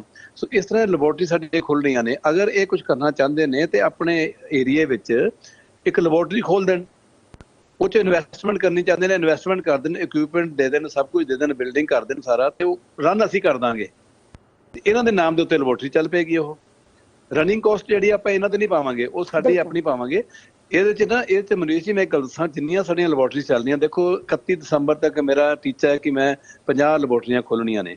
ਚਲੋ ਹੁਣ ਸਾਡੇ 4-5-6 ਮਹੀਨੇ ਸਾਡੇ ਲੋਕਡਾਊਨ ਨੇ ਮਾਰ ਦਿੱਤੇ, ਅਸੀਂ ਅਗਲੇ ਸਾਲ 6 ਜੂਨ ਤੱਕ ਕਰ ਲਾਂਗੇ। ਲੇਕਿਨ ਜਿੱਥੇ ਮੇਰੀਆਂ 50 ਲੈਬੋਰਟਰੀਆਂ ਖੁੱਲ ਗਈਆਂ, ਨਾਲ ਦੀ ਨਾਲ ਮੇਰੇ ਮੈਡੀਕਲ ਸਟੋਰ ਨਾਲ ਦੀ ਨਾਲ ਖੁੱਲ ਰਹੇ ਨੇ, ਜਿੱਥੇ ਕਿ 100 ਰੁਪਏ ਦੀ ਦਵਾਈ ਸਿਰਫ 8 ਰੁਪਏ ਕੋਸਟ ਕਰਦੀ ਹੈ, ਅਸੀਂ 9 ਰੁਪਏ 'ਚ ਵੇਚ ਦਿਆਂਗੇ। ਸੋ ਇਹ ਦੋ ਚੀਜ਼ਾਂ ਬਹੁਤ ਜ਼ਰੂਰੀ ਨੇ, ਲੈਬੋਰਟਰੀਜ਼ ਤੇ ਮੈਡੀਕਲ ਸਟੋਰ ਬਹੁਤ ਜ਼ਰੂਰੀ ਨੇ। ਜਿੱਥੇ ਅਸੀਂ ਪਹਿਲਾਂ ਕੰਟਰੋਲ ਕੀਤਾ, ਦੇਖੋ 3 ਚੀਜ਼ਾਂ ਤੇ ਪਹਿਲਾਂ ਮੈਂ ਕੰਟਰੋਲ ਕਰ ਚੁੱਕਾ ਆਲਰੇਡੀ। ਕੈਂਸਰ ਤੇ ਮੈਂ ਮੈਡੀਸਨ ਤੇ ਕਰਤਾ ਕੰਟਰੋਲ। ਅਸੀਂ ਅੱਖਾਂ ਦੇ ਕੈਂਪ ਲੱਗਦੇ ਸੀ, ਅਸੀਂ ਅੱਖਾਂ ਦੇ ਕੈਂਪ ਜਿੱਥੇ 12-13 ਹਜ਼ਾਰ ਤੇ ਲੱਗਦੇ ਸੀ, ਮੋਤੀਆਂ ਦੇ ਆਪਰੇਸ਼ਨ ਕਰਕੇ ਲੈਂਸ ਪਾਉਂਦੇ, ਅਸੀਂ ਟੋਟਲੀ ਫ੍ਰੀ ਕਰ ਦਿੱਤੇ। ਉਹ ਬਾਜ਼ਾਰ 'ਚ ਰੇਟ ਨੂੰ ਘਟਾ ਕੇ 4000 ਕਰਨਾ ਪਿਆ ਉਹਨਾਂ ਨੂੰ, ਡਾਕਟਰਾਂ ਸਾਰਿਆਂ ਨੂੰ। ਡਾਇਲਿਸਿਸ ਦੀ ਗੱਲ ਸੀ, ਅੱਜ ਅਸੀਂ ਦੇਖੋ 182 ਦੇ ਕਰੀਬ ਅਸੀਂ ਡਾਇਲਿਸਿਸ ਸੈਂਟਰ ਡਾਇਲਿਸਿਸ ਯੂਨਿਟ ਲਗਾ ਦਿੱਤੇ। ਜਿਹੜਾ ਡਾਇਲਿਸਿਸ 3500 'ਚ ਹੁੰਦਾ ਸੀਗਾ, ਅਸੀਂ ਕਰਦੇ ਹਾਂ 250-300 ਰੁਪਏ, 350 ਰੁਪਏ 'ਚ। ਉਹਨਾਂ ਨੂੰ ਘਟਾ ਕੇ ਵੀ 2000 ਤੇ ਆਉਣਾ ਪਿਆ। ਇਸ ਤਰ੍ਹਾਂ ਲੈਬੋਰਟਰੀਜ਼ ਦਾ ਹੋ ਗਿਆ, ਇਸੇ ਤਰ੍ਹਾਂ ਹੁਣ ਮੈਡੀਕਲ ਸਟੋਰ ਦਾ ਹੋ ਗਿਆ। ਸੋ ਇਹ ਚੀਜ਼ਾਂ ਜਿਹੜੀਆਂ ਅਸੀਂ ਨਾਲ ਦੀ ਨਾਲ ਜਿਹੜਾ ਸਾਡਾ ਟਰਸਟ ਹੈ ਨਾ ਜੀ, ਅਸੀਂ ਬਾਕੀ ਸਾਰੇ ਕੰਮ ਕਰ ਰਹੇ ਹਾਂ, ਦੇਖ ਰਹੇ ਹਾਂ, ਨਾਲ ਇਹ ਵੀ ਸਾਡੀ ਬਿਲਕੁਲ ਜਾਰੀ ਹੈ ਜੀ। ਇਹਨੂੰ ਅਸੀਂ 1 to 1 ਕਰਕੇ ਅਸੀਂ ਕਰੀ ਜਾ ਰਹੇ ਹਾਂ। ਜੋ ਸਿੰਘ ਸਾਹਿਬ ਨੇ ਗੱਲ ਕੀਤੀ ਹੈ, ਉਹਨਾਂ ਨੂੰ ਕਹੋ ਵੀ ਤੁਸੀਂ ਕਿੰਨੀ ਕੁ ਇਨਵੈਸਟਮੈਂਟ ਕਰਨੀ ਹੈ, ਕਿੱਥੇ ਕਰਨੀ ਹੈ, ਡਿਸਟ੍ਰਿਕਟ ਤੁਹਾਡਾ ਕਿਹੜਾ, ਅਸੀਂ ਉਹਨਾਂ ਦੀ ਡਾਇਰੈਕਟ ਇਨਵੈਸਟਮੈਂਟ ਕਰਾ ਦਾਂਗੇ। ਬਿਲਕੁਲ ਅਬਰਾਜ ਸਾਹਿਬ, ਮੈਂ ਬਿਲਕੁਲ ਇਹਦੇ 'ਚ ਮੈਂ ਆਪਣੇ ਕਾਲਰਸ ਨੂੰ ਜਿਹੜਾ ਦੱਸ ਦੇਣਾ ਚਾਹੁੰਦਾ ਕਿ ਜਿਸ ਤਰੀਕੇ ਨਾਲ ਅਬਰਾਜ ਸਾਹਿਬ ਨੇ ਦੱਸਣ ਦੀ ਕੋਸ਼ਿਸ਼ ਕੀਤੀ ਹੈ ਕਿ ਅਸੀਂ ਕਿਸੇ ਵੀ ਤਰੀਕੇ ਦੀ ਕੋਈ ਮਾਲੀ ਸਹਾਇਤਾ ਜਿਹੜੀ ਹੈਗੀ ਹੈ ਕੈਸ਼ ਦੇ ਵਿੱਚ ਨਹੀਂ ਲੈਂਦੇ। ਤੁਸੀਂ ਇਹ ਆਪਣਾ ਏਜੰਡਾ ਆਪ ਬਣਾਓ ਕਿ ਕਿਹੜੀ ਜਗ੍ਹਾ ਦੇ ਉੱਤੇ, ਕਿਸ ਖੇਤਰ ਦੇ ਵਿੱਚ ਤੁਸੀਂ ਮਦਦ ਕਰਨਾ ਚਾਹੁੰਦੇ ਹੋ, ਲੋਕਾਈ ਦੀ ਸੇਵਾ ਕਰਨਾ ਚਾਹੁੰਦੇ ਹੋ। ਪ੍ਰੋਜੈਕਟ ਜਿਹੜਾ ਇਹ ਤੁਹਾਨੂੰ ਦੱਸ ਦੇਣ ਕਿ ਇਸ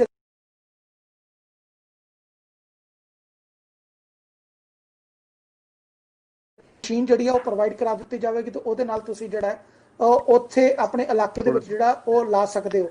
ਉਹਦੇ ਲਈ ਜਿਹੜਾ ਤੁਸੀਂ ਜਿਹੜਾ ਨਾਮ ਵੀ ਤੁਹਾਡਾ ਹੋਵੇਗਾ, ਜਿਹੜਾ ਉਹਨੂੰ ਚਲਾਉਣ ਦਾ ਅੱਗੇ ਤੋਂ ਬਾਅਦ ਕਈ ਹੁੰਦੇ ਲੋਕੀ ਕਹਿੰਦੇ ਨੇ ਕਿ ਮੈਂ 1 ਟਾਈਮ ਇਨਵੈਸਟਮੈਂਟ ਕਰ ਸਕਦਾ, ਪਰ ਮੈਂ ਸਾਰੀ ਉਮਰ ਲਈ ਜਿਹੜੀ ਉਹਦੀ ਸਿਰਦਰਦੀ ਨਹੀਂ ਲੈ ਸਕਦਾ ਵੀ ਉੱਥੇ EMPLOYE ਕਿਸ ਤਰ੍ਹਾਂ ਰੱਖਣੇ ਨੇ, ਉੱਥੋਂ ਕੰਮ ਕਿਸ ਤਰ੍ਹਾਂ ਚੱਲੇਗਾ। ਉਹ ਕਹਿੰਦੇ ਨੇ ਕਿ ਉਹ ਜ਼ਿੰਮੇਵਾਰੀ ਅਸੀਂ ਆਪਣੇ ਮੋਢਿਆਂ ਦੇ ਉੱਤੇ ਲੈ ਲਾਂਗੇ, ਪਰ ਤੁਸੀਂ ਜੇਕਰ ਕੋਈ ਮਸ਼ੀਨ ਲੈ ਕੇ ਦੇ ਸਕਦੇ ਹੋ, ਕੋਈ ਦਵਾਈ ਲੈ ਕੇ ਦੇ ਸਕਦੇ ਹੋ, ਤਾਂ ਉਹ ਸਾਨੂੰ ਦੱਸ ਸਕਦੇ ਹੋ। ਇਸ ਤਰੀਕੇ ਨਾਲ ਉਹ ਕਹਿੰਦੇ ਕਿ ਵੱਖ-ਵੱਖ ਖੇਤਰਾਂ ਦੇ ਵਿੱਚ ਜਿਹੜਾ ਤੁਸੀਂ ਉਹਨਾਂ ਨੂੰ ਰੀਚ ਕਰ ਸਕਦੇ ਹੋ, ਉਹਨਾਂ ਦੀ ਵੈਬਸਾਈਟ ਦੇ ਉੱਤੇ ਜਾ ਸਕਦੇ ਹੋ, ਉਹਨਾਂ ਨਾਲ ਟੈਲੀਫੋਨ ਦੇ ਉੱਤੇ ਸੰਪਰਕ ਕਰ ਸਕਦੇ ਹੋ। ਆਪਣੇ ਆਪ 'ਚ ਬਹੁਤ ਜਿਹੜਾ ਇਹ ਵਧੀਆ ਇੱਕ ਰਸਤਾ ਹੈਗਾ। ਅਪਰਾਜ ਸਾਹਿਬ, ਇੱਕ ਜਿਹੜਾ ਮੈਂ ਗੱਲ ਨੂੰ ਉਸ ਵੇਲੇ ਤੁਹਾਡੀ ਨੂੰ ਕੱਟ ਗਿਆ ਸੀ, ਜਿਸ ਗੱਲ ਦੇ ਉੱਤੇ ਅਸੀਂ ਆਉਣਾ ਚਾਹੁੰਦੇ ਸੀ, ਖਾਸ ਤੌਰ ਤੇ ਅਰਬ ਕੰਟਰੀਆਂ ਦੇ ਵਿੱਚ ਜਿਹੜੀਆਂ ਪੰਜਾਬੀ ਮੁਟਿਆਰਾਂ ਲੜਕੀਆਂ ਜਿਹੜੀਆਂ ਉਹ ਜਾਂਦੀਆਂ ਨੇ, ਜਿਹੜੀਆਂ ਉੱਤੇ ਨੌਕਰੀ ਦੇ ਭਾਲ ਦੇ ਵਿੱਚ ਜਾਂਦੀਆਂ ਨੇ, ਉਹਨਾਂ ਨੂੰ ਪੰਜਾਬ ਦੇ ਵਿੱਚ ਅੱਜ ਕੱਲ੍ਹ ਬਹੁਤ ਵੱਡੀ ਗਿਣਤੀ ਦੇ ਵਿੱਚ ਮਿਸਗਾਈਡ ਕੀਤਾ ਜਾ ਰਿਹਾ ਕਿ ਉੱਥੇ ਤੁਸੀਂ ਚਲੇ ਜਾਓ, ਤੁਹਾਨੂੰ ਬੈਸਟ ਨੌਕਰੀ ਜਿਹੜੀ ਉਹ ਦਿੱਤੀ ਜਾਵੇਗੀ, ਪਰ ਉੱਥੇ ਜਾ ਕੇ ਸਾਰਿਆਂ ਨੂੰ ਪਤਾ ਕਿ ਉਹਨਾਂ ਦੇ ਨਾਲ ਹਾਲਾਤ ਕੀ ਹੁੰਦੇ ਨੇ। ਕਈ ਹੁੰਦੀਆਂ ਨੇ ਹਿੰਮਤ ਕਰਕੇ ਦੱਸ ਦਿੰਦੀਆਂ ਨੇ, ਕਈ ਹੁੰਦੀਆਂ ਨੇ ਕਿ ਜਿਹੜੇ ਜਿਗਰਾ ਨਹੀਂ ਕਰ ਸਕਦੀਆਂ, ਜਾਂ ਉਹਨਾਂ ਦੇ ਮਾਪਿਓ ਕਹਿੰਦੇ ਨੇ ਕਿ ਕਿਸੇ ਨੂੰ ਦੱਸੀ ਨਾ, ਸਮਾਜ ਤੇਰੇ ਬਾਰੇ ਕੀ ਸੋਚੂਗਾ। ਮੈਂ ਜ਼ਰੂਰ ਇੱਕ ਚੀਜ਼ ਕਹਿੰਦਾ ਕਿ ਆਪਣੇ ਆਪ 'ਚ ਇੱਕ ਬਹੁਤ ਵੱਡਾ ਸਾਡੇ ਉੱਤੇ ਦਰਦ ਹੈਗਾ, ਸਾਡੇ ਉੱਤੇ ਬਹੁਤ ਵੱਡਾ ਇੱਕ ਕਹਿ ਸਕਦੇ ਕਿ ਇੱਕ ਇਹ ਸਾਡਾ ਮੰਦਭਾਗਾ ਹੈਗੀ ਇਹ ਹਾਲਾਤ ਕਿ ਅਸੀਂ ਇਸ ਚੀਜ਼ ਨੂੰ ਰੋਕ ਨਹੀਂ ਸਕਦੇ। ਸਰਕਾਰਾਂ ਚੁੱਪ ਨੇ, ਸਰਕਾਰਾਂ ਕੋਈ ਕਾਰਵਾਈ ਨਹੀਂ ਕਰਦੀਆਂ। ਤੁਹਾਨੂੰ ਨਹੀਂ ਲੱਗਦਾ ਕਿ ਜਿਹੜੀ ਕਮਿਊਨਿਟੀ ਲੋਕਾਂ ਦੀ ਇੱਜ਼ਤਾਂ ਬਚਾਉਂਦੀ ਰਹੀ ਹੈ, ਅੱਜ ਖੁਦ ਉਹ ਜਦੋਂ ਆਪਣੀ ਇੱਜ਼ਤ ਜਿਹੜੀ ਹੈ ਸਾਡੀ ਉੱਥੇ ਜਾ ਕੇ ਇਸ ਤਰੀਕੇ ਨਾਲ ਉਹਦੇ ਨਾਲ ਖਿਲਵਾੜ ਹੋ ਰਿਹਾ, ਅਸੀਂ ਚੁੱਪ ਕਰਕੇ ਬੈਠੇ ਹਾਂ। ਸਾਨੂੰ ਘੱਟ ਤੋਂ ਘੱਟ ਕੋਈ ਇਸ ਤਰੀਕੇ ਦਾ ਯਤਨ ਕੀਤਾ ਜਾਵੇ ਕਿ ਅਸੀਂ ਘੱਟ ਤੋਂ ਘੱਟ ਉਹ ਧੀਆਂ ਭੈਣਾਂ ਨੂੰ ਜਿਹੜਾ ਆਪਣੇ ਮੁਲਕ ਦੇ ਵਿੱਚ ਹੀ ਚੰਗੀਆਂ ਨੌਕਰੀਆਂ ਦੇ ਸਕੀਏ। ਮੁਨੀਸ਼ ਜੀ, ਜੋ ਅਸੀਂ ਇੱਥੇ ਦੇਣੀਆਂ ਨੌਕਰੀਆਂ ਵੱਖਰੀ ਗੱਲ ਹੈ, ਲੇਕਿਨ ਜੋ ਤੁਸੀਂ ਗੱਲ ਕੀਤੀ ਹੈ ਨਾ ਕਿ ਸਾਡੀਆਂ ਲੜਕੀਆਂ ਬਾਹਰ ਗਈਆਂ, ਝਾਂਸੇ ਦਿੱਤੇ ਗਏ ਉਹਨਾਂ ਨੂੰ, ਇਹ ਸਾਰਾ ਕਸੂਰ ਜਾਂ ਤਾਂ ਪੇਰੈਂਟਸ ਦਾ, ਲੜਕੀ ਦੇ ਪੇਰੈਂਟਸ ਦਾ, ਜਾਂ ਫਿਰ ਏਜੰਟਾਂ ਦਾ। ਪੇਰੈਂਟਸ ਕਿਸੇ ਦੀ ਰਾਏ ਨਹੀਂ ਲੈਂਦੇ, ਏਜੰਟ ਨੂੰ ਪੈਸਾ ਵੀ ਦਿੰਦੇ ਨੇ, ਔਰ ਜਵਾਨ ਲੜਕੀਆਂ, ਅਨਮੈਰਿਡ ਲੜਕੀਆਂ ਨੂੰ ਬਾਹਰ ਭੇਜ ਦਿੰਦੇ ਨੇ। ਔਰ ਇਹ ਏਜੰਟ ਧੋਖਾ ਇਹੋ ਜਿਹਾ ਕਰਦੇ ਨੇ ਕਿ ਪੈਸਾ ਵੀ ਲੈ ਲਿਆ, ਉੱਥੇ ਜਾ ਕੇ ਲੜਕੀਆਂ ਲਿਜਾ ਕੇ ਇਲੀਗਲ ਕਰਕੇ ਫਿਰ ਵੇਚ ਦਿੰਦੇ ਨੇ ਅੱਗੇ ਜਾ ਕੇ, ਉਹ ਉੱਥੋਂ ਫਿਰ ਪੈਸੇ ਲੈਂਦੇ ਨੇ। ਸਾਡੀਆਂ ਬਹੁਤ ਲੜਕੀਆਂ ਉੱਥੇ ਫਸੀਆਂ ਹੋਈਆਂ ਨੇ। ਜਿੱਦਾਂ ਪਹਿਲਾਂ ਆਪਾਂ ਗੱਲ ਕੀਤੀ ਆ, ਮਸਕਟ ਦੀ ਗੱਲ ਕੀਤੀ ਸੀ ਕਿ 100 ਦੇ ਉੱਤੇ ਸਾਡੀ ਲੜਕੀ ਫਸੀ ਹੋਈ ਹੈ। ਮੈਂ 7 ਲੜਕੀਆਂ ਲੈ ਕੇ ਆਇਆ ਸੀ ਉਸ ਟਾਈਮ ਦੇ ਉੱਤੇ। ਲੜਕੀਆਂ ਨੇ ਆ ਕੇ ਟੀਵੀ ਦੇ ਉੱਤੇ, ਸਾਡੀ ਖਡੂਰ ਸਾਹਿਬ ਦੀ ਲੜਕੀ ਸੀ, ਸੁਲਤਾਨਪੁਰ ਲੋਧੀ ਦੀ ਲੜਕੀ ਸੀ, ਉਹਨਾਂ ਨੇ ਟੀਵੀ ਤੇ ਸਾਫ਼ ਬੋਲਿਆ ਕਿ ਆਹ ਏਜੰਟ ਹੈ, ਆਹ ਉਹਦਾ ਟੈਲੀਫੋਨ ਨੰਬਰ ਹੈ, ਇੱਥੇ ਰਹਿੰਦਾ, ਇੰਨੇ ਪੈਸੇ ਲਏ ਸੀ ਸਾਡੇ ਨਾਲ, ਆਹ ਧੋਖਾ ਕੀਤਾ, ਸਾਨੂੰ ਫਸਾਤਾ ਦਾ। ਕੋਈ ਐਕਸ਼ਨ ਨਹੀਂ ਲਿਆ ਗਿਆ। ਟੀਵੀ ਤੇ ਖਬਰਾਂ ਚੱਲੀਆਂ, ਪੇਪਰਾਂ 'ਚ ਆਇਆ ਸਭ ਕੁਝ, ਲੇਕਿਨ ਕੋਈ ਐਕਸ਼ਨ ਨਹੀਂ ਹੋਇਆ। ਏਜੰਟ ਉਸ ਤਰ੍ਹਾਂ ਸ਼ਰੇਆਮ ਤੁਰੇ ਫਿਰਦੇ ਨੇ ਜੀ, ਕੋਈ ਨੱਥ ਪਾਉਣ ਜੋਗਾ ਨਹੀਂ ਇਹਨਾਂ ਨੂੰ। ਮੈਂ ਬੜੀ ਵਾਰੀ ਅਪੀਲ ਕੀਤੀ ਹੈ। ਹੁਣ ਪਿੱਛੇ ਜਿਹੜੇ ਮੈਂ 28-29 ਬੰਦੇ ਲੈ ਕੇ ਆਇਆ ਸੀ, ਜਿਨ੍ਹਾਂ ਨੂੰ ਮੈਂ ਘੱਟੋ ਘੱਟ 20-22 ਦਿਨ ਆਪਣੇ ਕੋਲ ਰੱਖਿਆ, ਫ੍ਰੀ ਦਿੱਤਾ ਖਾਣਾ ਉਹਨਾਂ ਨੂੰ, ਉਹਨਾਂ ਦੇ ਫਾਈਨ ਮੈਂ ਭਰੇ, ਟਿਕਟਾਂ ਮੈਂ ਖਰਚੀਆਂ, ਮੈਂ ਲੈ ਕੇ ਆਇਆ। ਹੁਣ ਪਰਸੋਂ ਇੱਕ ਕੇਸ ਦਰਜ ਕੀਤਾ ਮਾਲੀ ਉਹਨਾਂ ਏਜੰਟਾਂ ਦੇ ਉੱਤੇ, ਲੇਕਿਨ ਮੈਨੂੰ ਪਤਾ ਉਹ ਵੀ ਏਦਾਂ ਹੀ ਰਫਾ ਦਫਾ ਹੋ ਜਾਣਾ, ਕੁਝ ਨਹੀਂ ਹੋਣਾ।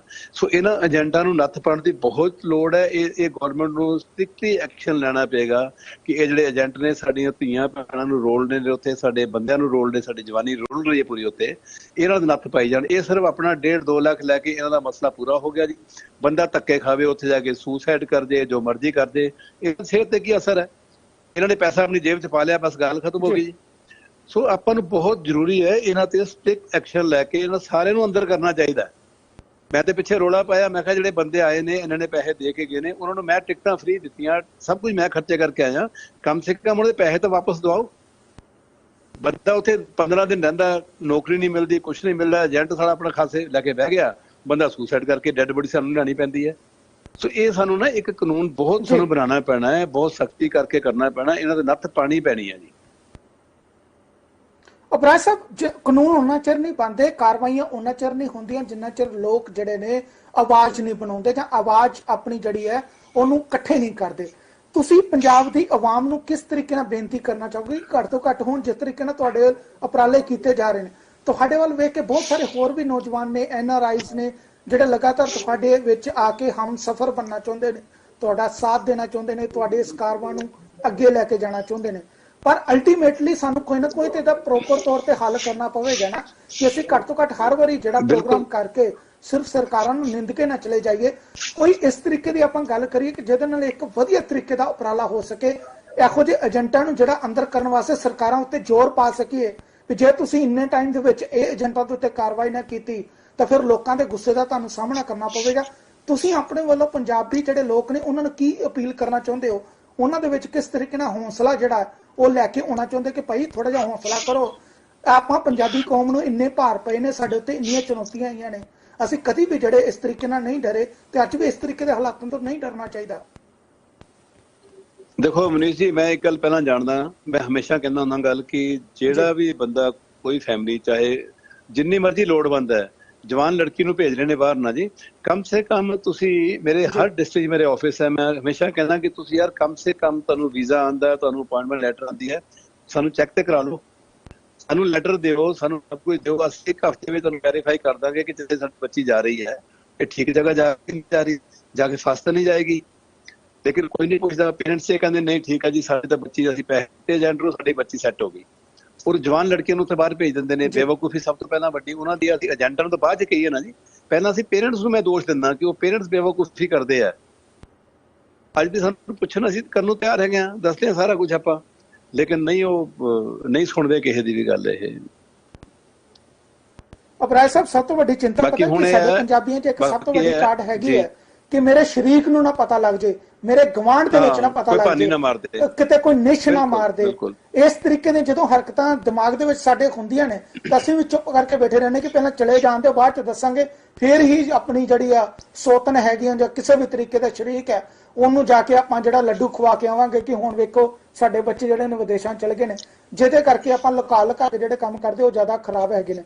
ਮੈਂ ਜ਼ਰੂਰ ਅਬਰਾਜ ਸਾਹਿਬ, ਜਿਸ ਤਰੀਕੇ ਤੋਂ ਤੁਹਾਡੇ ਕੋਲ ਉਪਰਾਲਾ ਕੀਤਾ ਜਾ ਰਿਹਾ, ਤਕਰੀਬਨ ਤੁਸੀਂ 60,000 ਪਰਿਵਾਰਾਂ ਨੂੰ ਜਿਹੜਾ ਹੈ ਹਰ ਮਹੀਨੇ ਰਾਸ਼ਨ ਦੇ ਰਹੇ ਹੋ, ਉਹਨਾਂ ਦੀ ਮਦਦ ਕਰ ਰਹੇ ਹੋ, ਲੋੜਵੰਦਾਂ ਨੂੰ ਜਿਹੜੀਆਂ ਦਵਾਈਆਂ ਵੀ ਦੇ ਰਹੇ ਹੋ, ਹੋਰ ਵੀ ਜਿਹੜੇ ਲੋਕ ਵਿਦੇਸ਼ਾਂ 'ਚ ਫਸੇ ਹੋਏ ਨੇ ਉਹਨਾਂ ਨੂੰ ਵੀ ਤੁਸੀਂ ਵਾਪਸ ਲੈ ਕੇ ਆ ਰਹੇ ਹੋ। ਮੈਂ ਜ਼ਰੂਰ ਚਾਹਾਂਗਾ ਅਗਰ ਤੁਸੀਂ NRIs ਭਾਈਚਾਰੇ ਨੂੰ ਵੀ ਇੱਕ ਮੁੱਠ ਤਰੀਕੇ ਨਾਲ ਤਿਆਰ ਕਰੋ ਕਿ ਭਾਈ ਆਪਾਂ ਨੂੰ ਇੱਕ ਮੰਚ ਦੇ ਉੱਤੇ ਇਕੱਠੇ ਹੋਣਾ ਚਾਹੀਦਾ, ਇੱਕ ਤਰੀਕੇ ਨਾਲ ਹਮਲਾ ਮਾਰੀਏ, ਰਲ ਕੇ ਹਮਲਾ ਮਾਰੀਏ, ਜਿਹਦੇ ਨਾਲ ਇੱਕ ਵੱਡਾ ਸੁਧਾਰ ਆ ਸਕੇ। ਜ਼ਰੂਰ ਅਗਰ ਤੁਸੀਂ ਉਹਨਾਂ ਨੂੰ ਵੀ ਇੱਕ ਆਪਣੇ ਵੱਲੋਂ ਅਪੀਲ ਕਰਨਾ ਚਾਹੋ ਤਾਂ। ਮਨੀਸ਼ ਜੀ, ਮੈਂ ਤਾਂ ਹਮੇਸ਼ਾ ਅਪੀਲ ਕਰਦਾ, ਮੈਂ ਅੱਜ ਵੀ ਅਪੀਲ ਕਰਦਾ। ਦੇਖੋ, ਸਾਡੇ ਗੁਰੂ ਸਾਹਿਬਾਨ ਨੇ ਇੱਕੋ ਗੱਲ ਕਹੀ ਸੀ, ਦਸਵੰਧ ਕੱਢੋ। ਕਿਉਂ ਕਹੀ ਸੀ ਉਹਨਾਂ ਨੇ? ਅੱਜ ਸਾਨੂੰ ਮਹਿਸੂਸ ਹੁੰਦਾ ਨਾ ਜੀ ਕਿ ਅੱਜ ਦੇਖੋ ਅਸੀਂ ਘਰਾਂ 'ਚ ਬੈਠੇ ਹਾਂ, ਅਸੀਂ ਹੁਣ ਪਿੱਛੇ ਜਿਹੜਾ 2-2.5 ਮਹੀਨੇ ਸਾਰੇ ਘਰਾਂ 'ਚ ਬੈਠੇ ਰਹੇ ਆ, ਸਾਨੂੰ ਵੈਲਿਊ ਪਤਾ ਲੱਗ ਗਈ, ਸਾਡੀ ਵੈਲਿਊ ਕੀ ਹੈ, ਸਾਡੀ ਔਕਾਤ ਕੀ ਹੈ। ਨਾ ਤਾਂ ਅਸੀਂ ਨੋਟ ਦੀ ਸ਼ਕਲ ਦੇਖੀ, ਨਾ ਅਸੀਂ ਗੱਡੀਆਂ 'ਚ ਤੇਲ ਪਵਾਏ, ਕੁਛ ਨਹੀਂ ਕਰ ਸਕੇ ਨਾ, ਸਾਡੀ ਔਕਾਤ ਨਜ਼ਰ ਆ ਗਈ ਜੀ।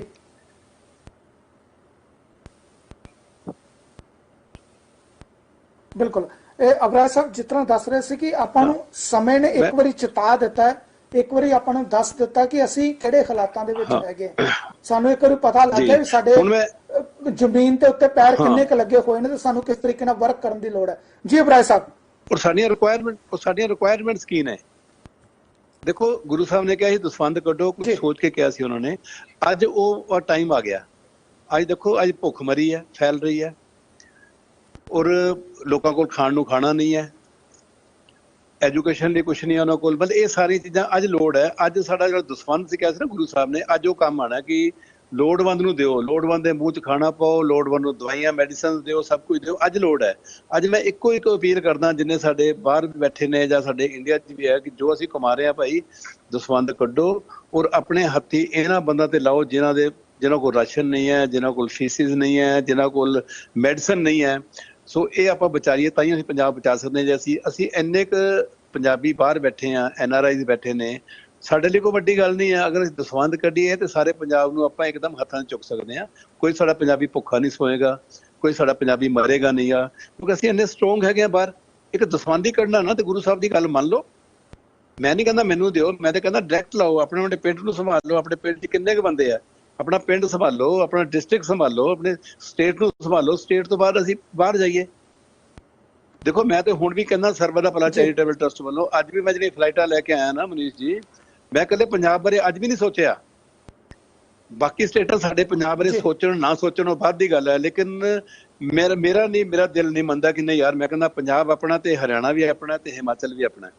ਅੱਜ ਫਲਾਈਟਾਂ ਮੇਰੀਆਂ ਆ ਰਹੀਆਂ, ਦੇਖੋ ਹਰਿਆਣੇ ਦੇ ਲੋਕ ਵੀ ਮੈਂ ਲੈ ਕੇ ਆ ਰਿਹਾ, JNK ਦੇ ਵੀ ਲੈ ਕੇ ਆ ਰਹੇ, ਹਿਮਾਚਲ ਦੇ ਵੀ ਲੈ ਕੇ ਆ ਰਹੇ।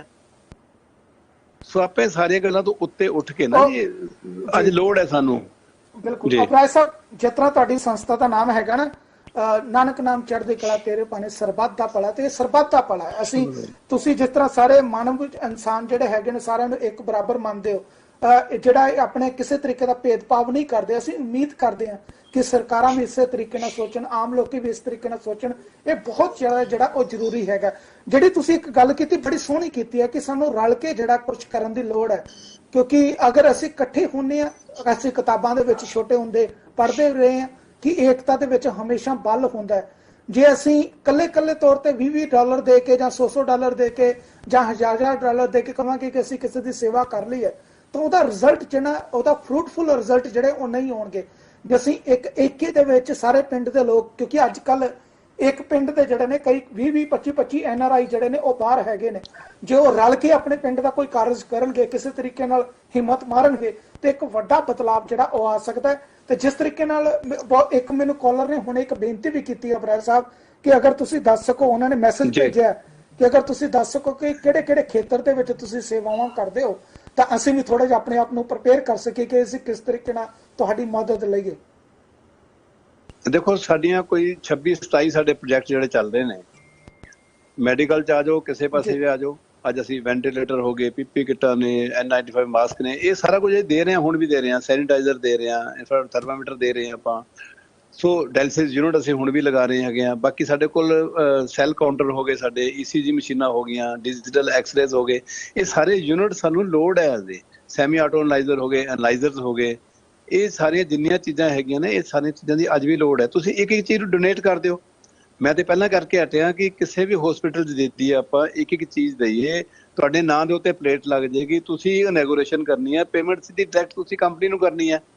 ਟਰਸਟ ਤੇ ਮੰਗਦਾ ਕੁਝ ਨਹੀਂ, ਨਾ ਮੈਂ ਟਰਸਟ ਨੇ ਲਿਆ ਕਦੀ, ਨਾ ਮੈਂ ਲੈਣਾ। ਮੈਂ ਤੇ ਤੁਹਾਡੇ ਨਾਂ ਤੇ ਕਰ ਰਿਹਾ। ਸਾਡੇ ਬੱਚੇ ਇੰਨੇ ਪੜ੍ਹ ਰਹੇ ਨੇ, ਦੇਖੋ ਸਾਡੇ ਬੱਚੇ ਇਸ ਲਈ ਡਾਕਟਰੀ ਕਰ ਰਹੇ ਨੇ, ਮੈਡੀਕਲ 'ਚ ਜਾ ਰਹੇ ਨੇ, ਤੁਹਾਡੇ ਇੰਜੀਨੀਅਰਿੰਗ ਕਰ ਰਹੇ ਨੇ। ਇੱਕ 2 ਬੱਚੇ ਅਡੋਪਟ ਕਰ ਲਓ ਤੁਸੀਂ। ਜਦ ਮੇਰੇ ਕੋਲ ਇਸ ਲਈ 9,500 ਦੇ ਕਰੀਬ ਬੱਚਾ ਜਿਹੜਾ ਮੈਂ ਅਡੋਪਟ ਕੀਤਾ ਹੋਇਆ ਹੈ, ਉਹਨਾਂ 'ਚ ਬੱਚੇ ਲੈ ਲਓ ਤੁਸੀਂ। ਮੈਂ ਤੇ ਪਹਿਲਾਂ ਵੀ ਕਹਿੰਦਾ ਹੁੰਦਾ ਕਿ 1-2 ਬੱਚੇ ਲਓ। ਤੁਹਾਨੂੰ ਪਤਾ ਹੋਵੇ ਤੁਸੀਂ ਲੜਕੀ ਨੂੰ ਪੜ੍ਹਾ ਰਹੇ ਹੋ, ਡਾਕਟਰ ਬਣਾ ਰਹੇ ਹੋ, ਤੁਸੀਂ ਉਹ ਤੇ ਖਰਚਾ ਕਰ ਰਹੇ ਹੋ।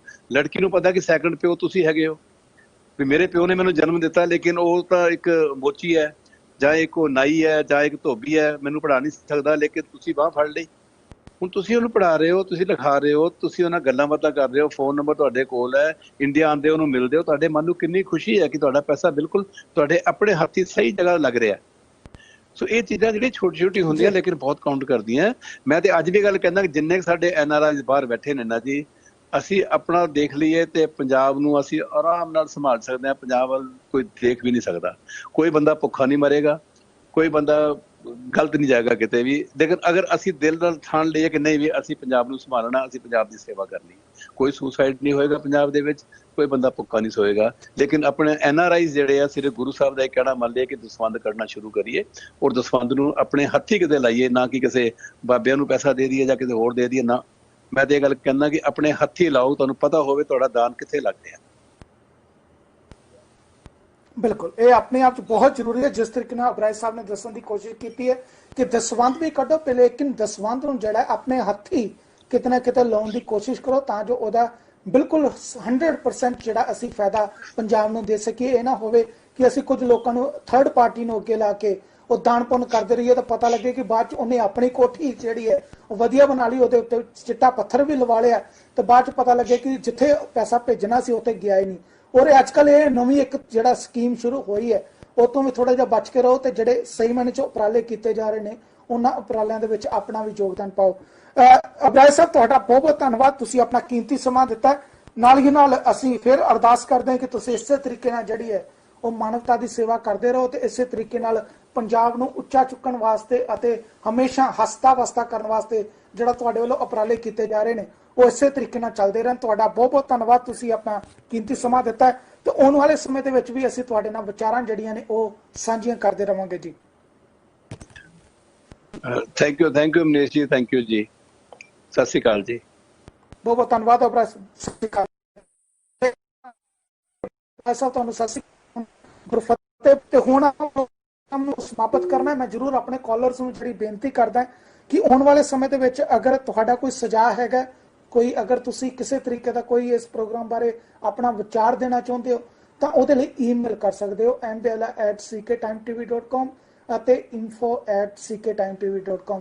ਕੱਲ ਇੱਕ ਫੇਰ ਨਵਾਂ ਪ੍ਰੋਗਰਾਮ ਲੈ ਕੇ ਹਾਜ਼ਰ ਹੋਵਾਂਗੇ, ਤਦ ਤੱਕ ਮੈਨੂੰ ਦਿਓ ਇਜਾਜ਼ਤ। ਬਹੁਤ ਬਹੁਤ ਧੰਨਵਾਦ, ਰੱਬ ਰਾਖਾ, ਸਤਿ ਸ਼੍ਰੀ ਅਕਾਲ ਜੀ।